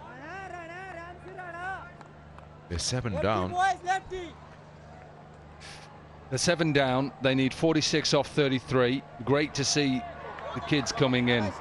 Got any kids around and they're bored or they want to come and watch a bit of cricket, bring them down.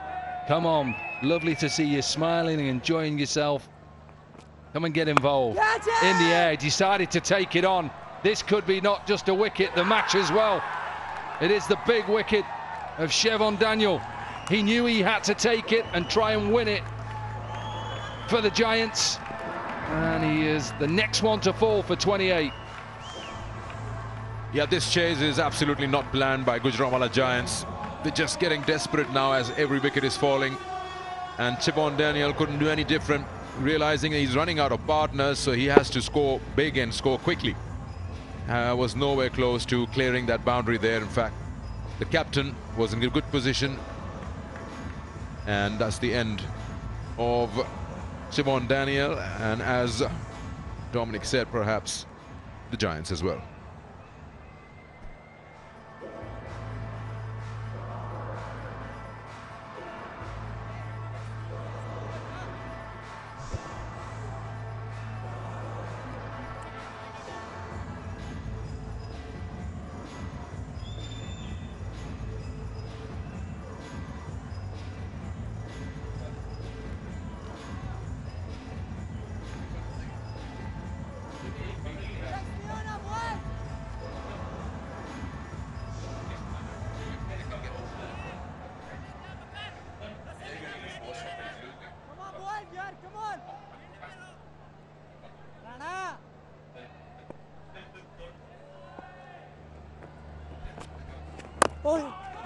He almost went on to hit that off stump.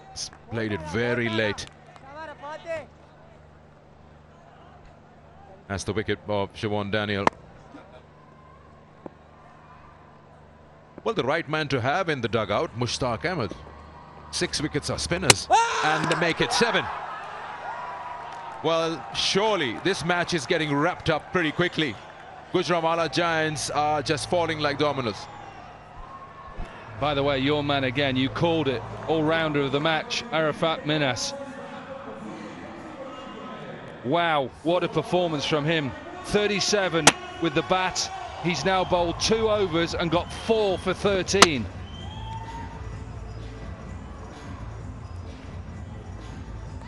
Absolute delight for on-field players, mentors, coaches. It is the end of Hassan Ali Jr. for none. We're near the end. 86 for 9.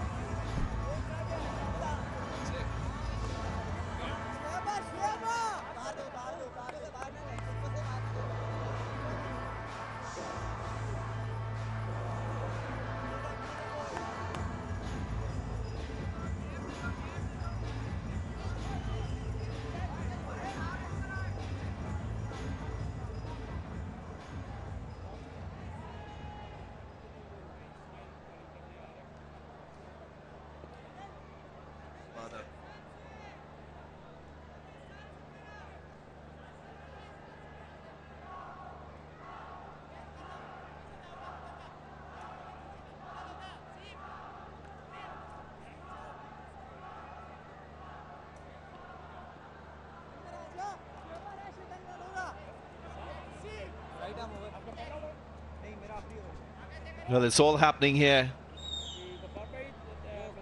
In the last 30 balls, we saw 37 runs and the fall of 5 wickets. The Sharks quite disruptive and destructive with the ball. They have defended 150 now, almost defending 131. They have had some great performances, chased 180. They are showing the whole range why they are at the moment the best team of the tournament. That's the wrong on. They've been so impressive, the spinners in this Sharks team. I did mention it's a clash of the spinners, finger spinners from the Giants against the wrist spinners from the Sharks, and not forgetting Arafat Minas, left-arm orthodox. 4 wickets for 13 runs, Sana. What's impressed you the most about him? I think his overall consistency with the bat and ball. Inveric Solar Energy. Visit Inveric Solar Energy social media pages and get a chance to win exciting prizes. 1-1-1. His control and overall awareness of the game. I think he exactly knows against which batter, which ball to bowl.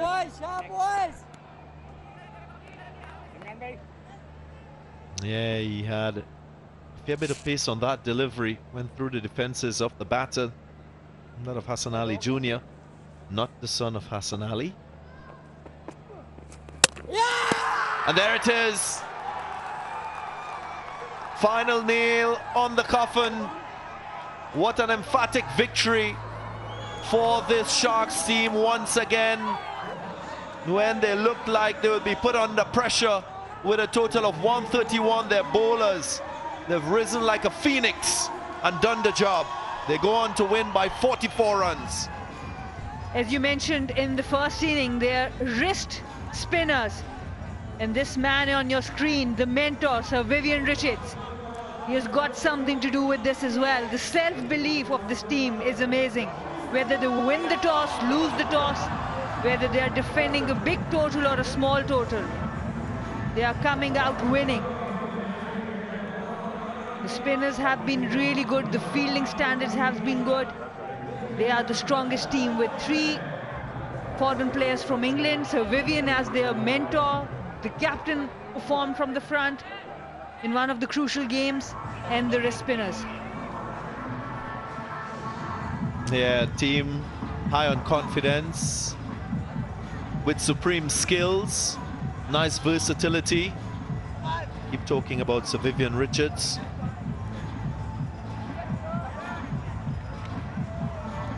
Mustaq Ahmed as well, the former Pakistan right-arm wrist spinner. Of course, his expertise showing with the wrist spinners in his side. Kama Masood, both these wrist spinners amongst the wickets. 4 wickets going to them and 4 to Arafat Minas. And that's the last wicket. Saad Masood bowling that googly, back of the hand. Saklan in no position, no feet movement.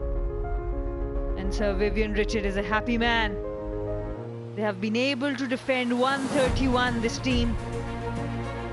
They look like a gelled unit, playing with a lot of passion. And you have to feel for the Gujranwala Giants. The first innings they managed a very good bowling performance, but the chase was nowhere near perfection. That's the batting guard they promoted. Hasnain Majid up the order. He didn't look comfortable with the new ball, played a lot of dot balls. That's where the tone was set. Not many contributions there. And Siobhan Daniel, the hero of the last match, he ran out of partners. He didn't have anyone to have a partnership with. 9 overs of dots, and that's way too high.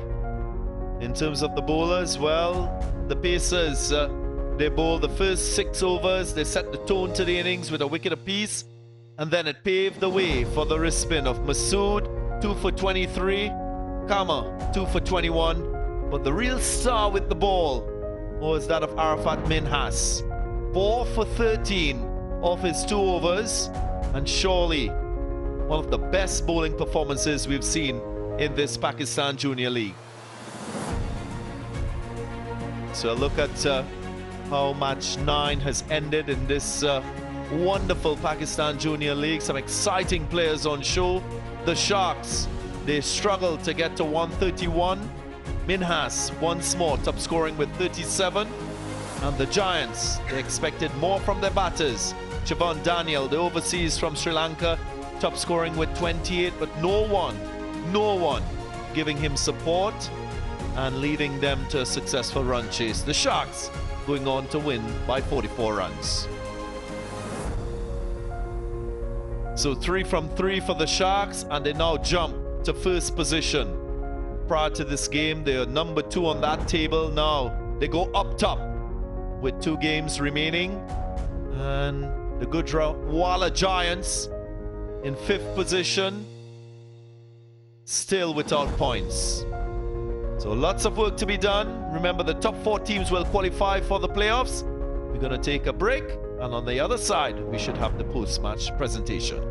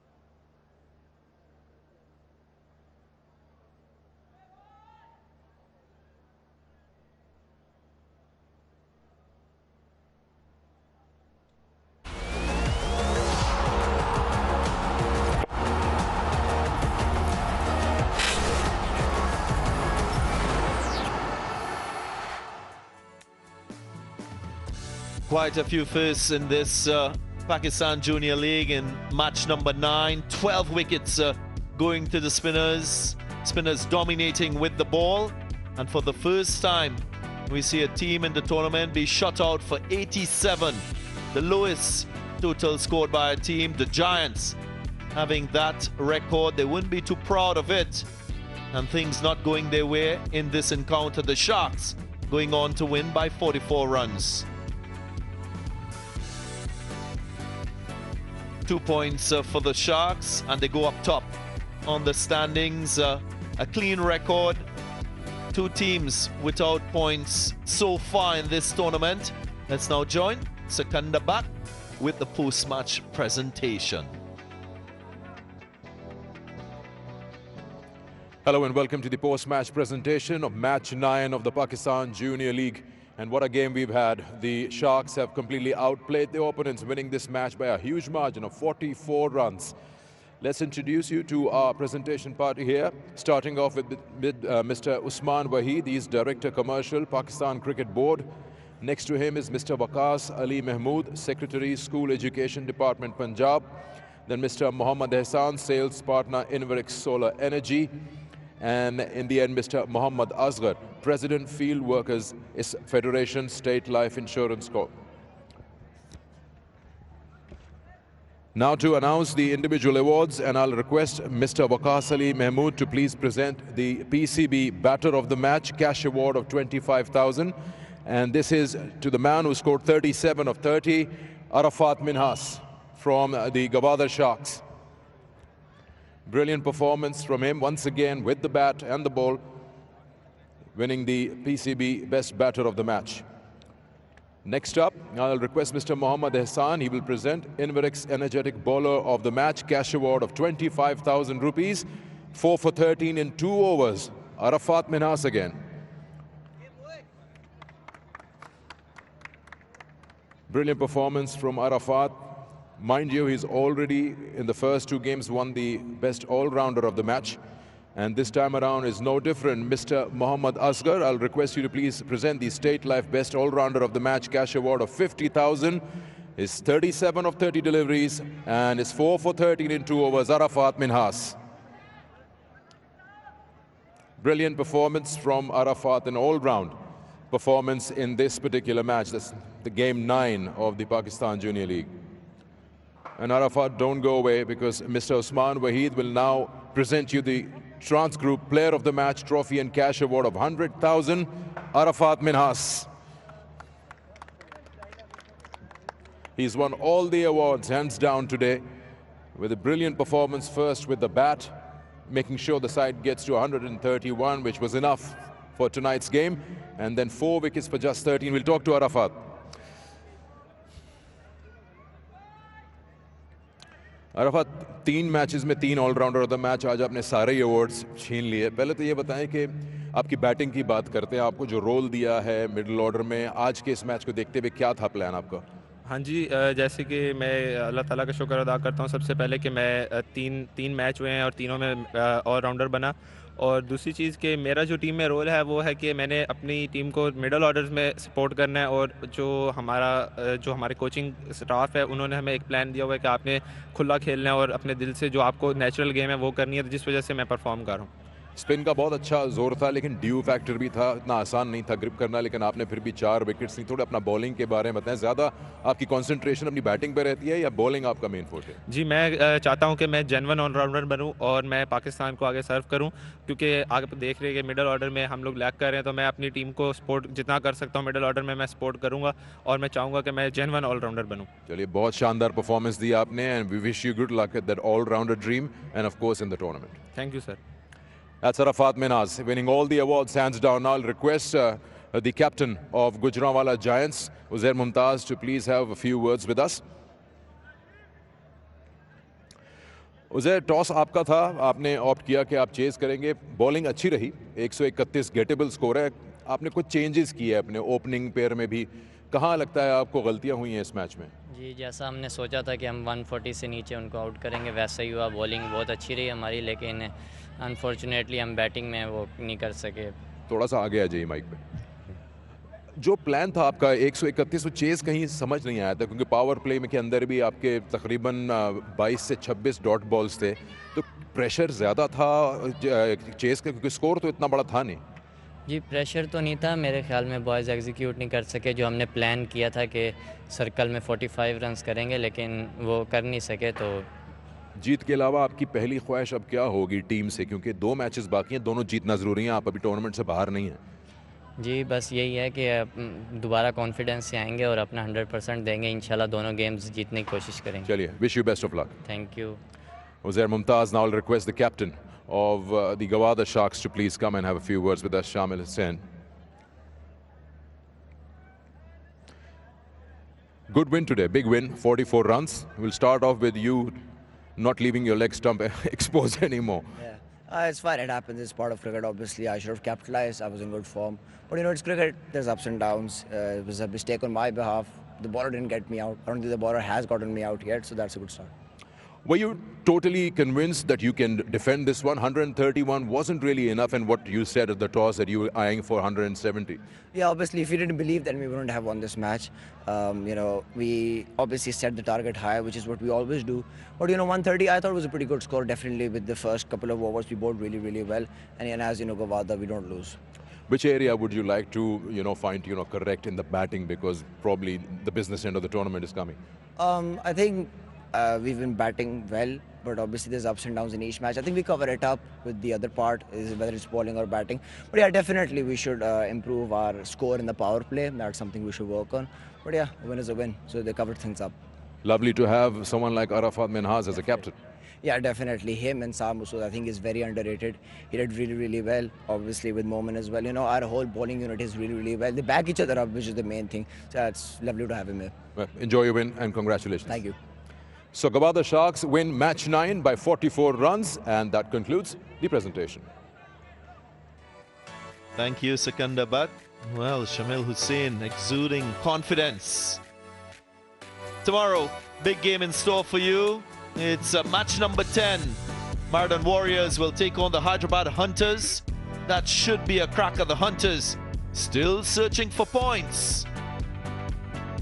We definitely enjoyed your company. Hope to see you soon next time. From all of us here, it's good night and goodbye.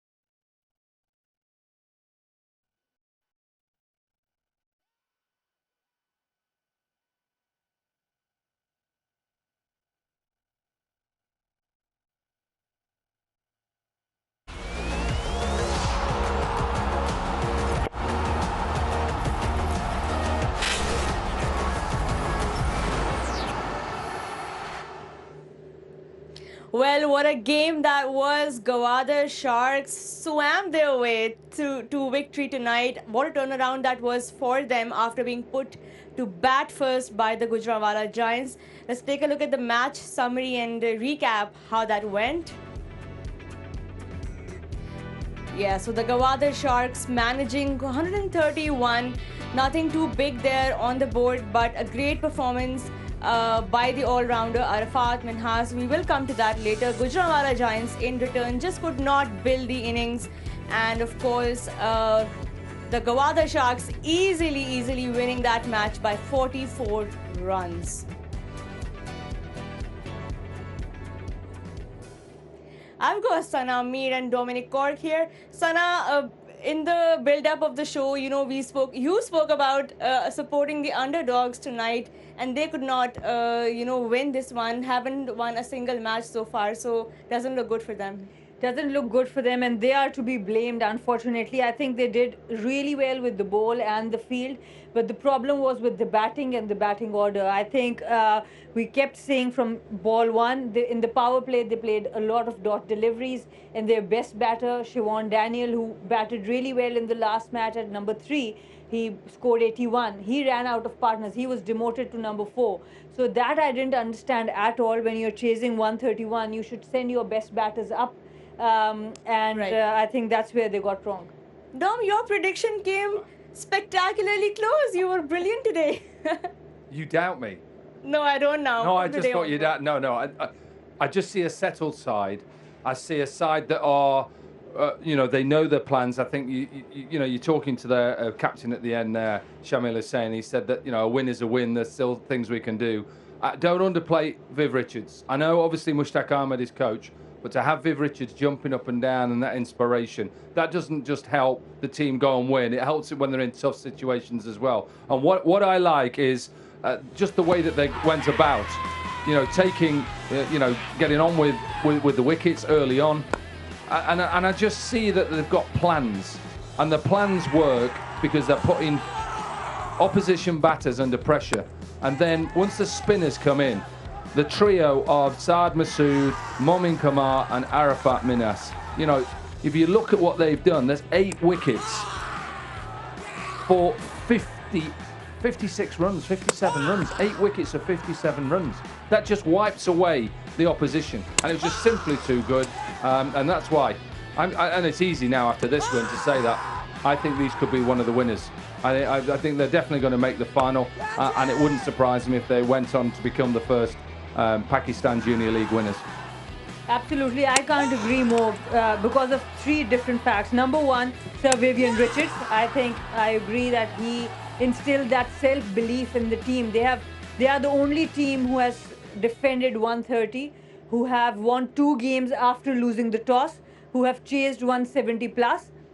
Then their wrist spinners.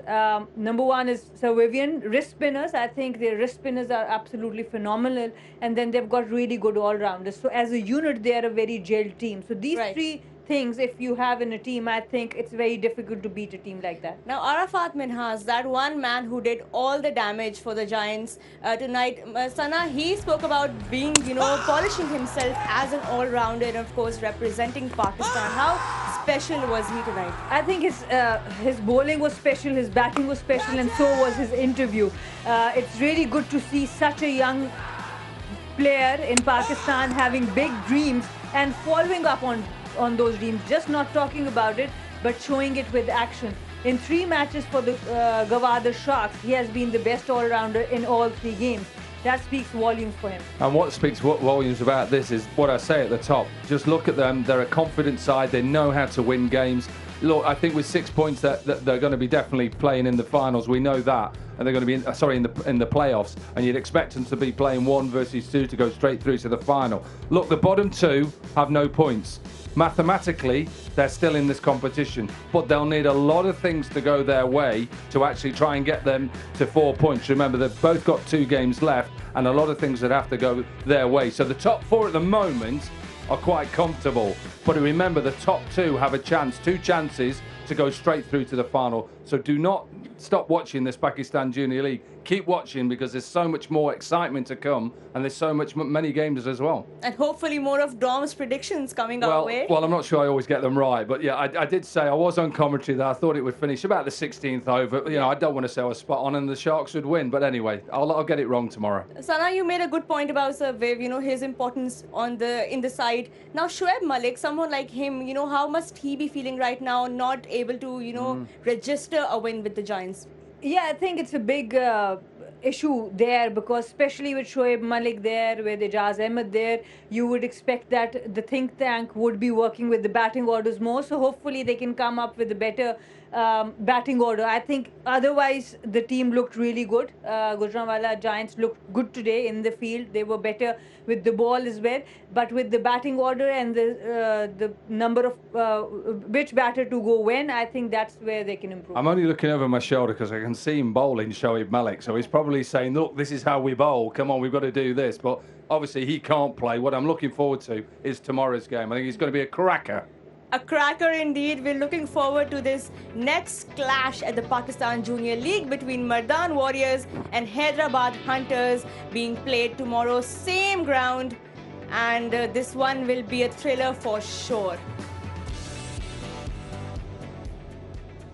Well, we did have a great game today as well after that rained out match yesterday. Thank you, Sana and Dom, for joining me again and helping me unpack all this action. That's all from all of us here. Good night. Thank you for joining us, and come back tomorrow again for more action at the Pakistan Junior League. Till then, it's a goodbye.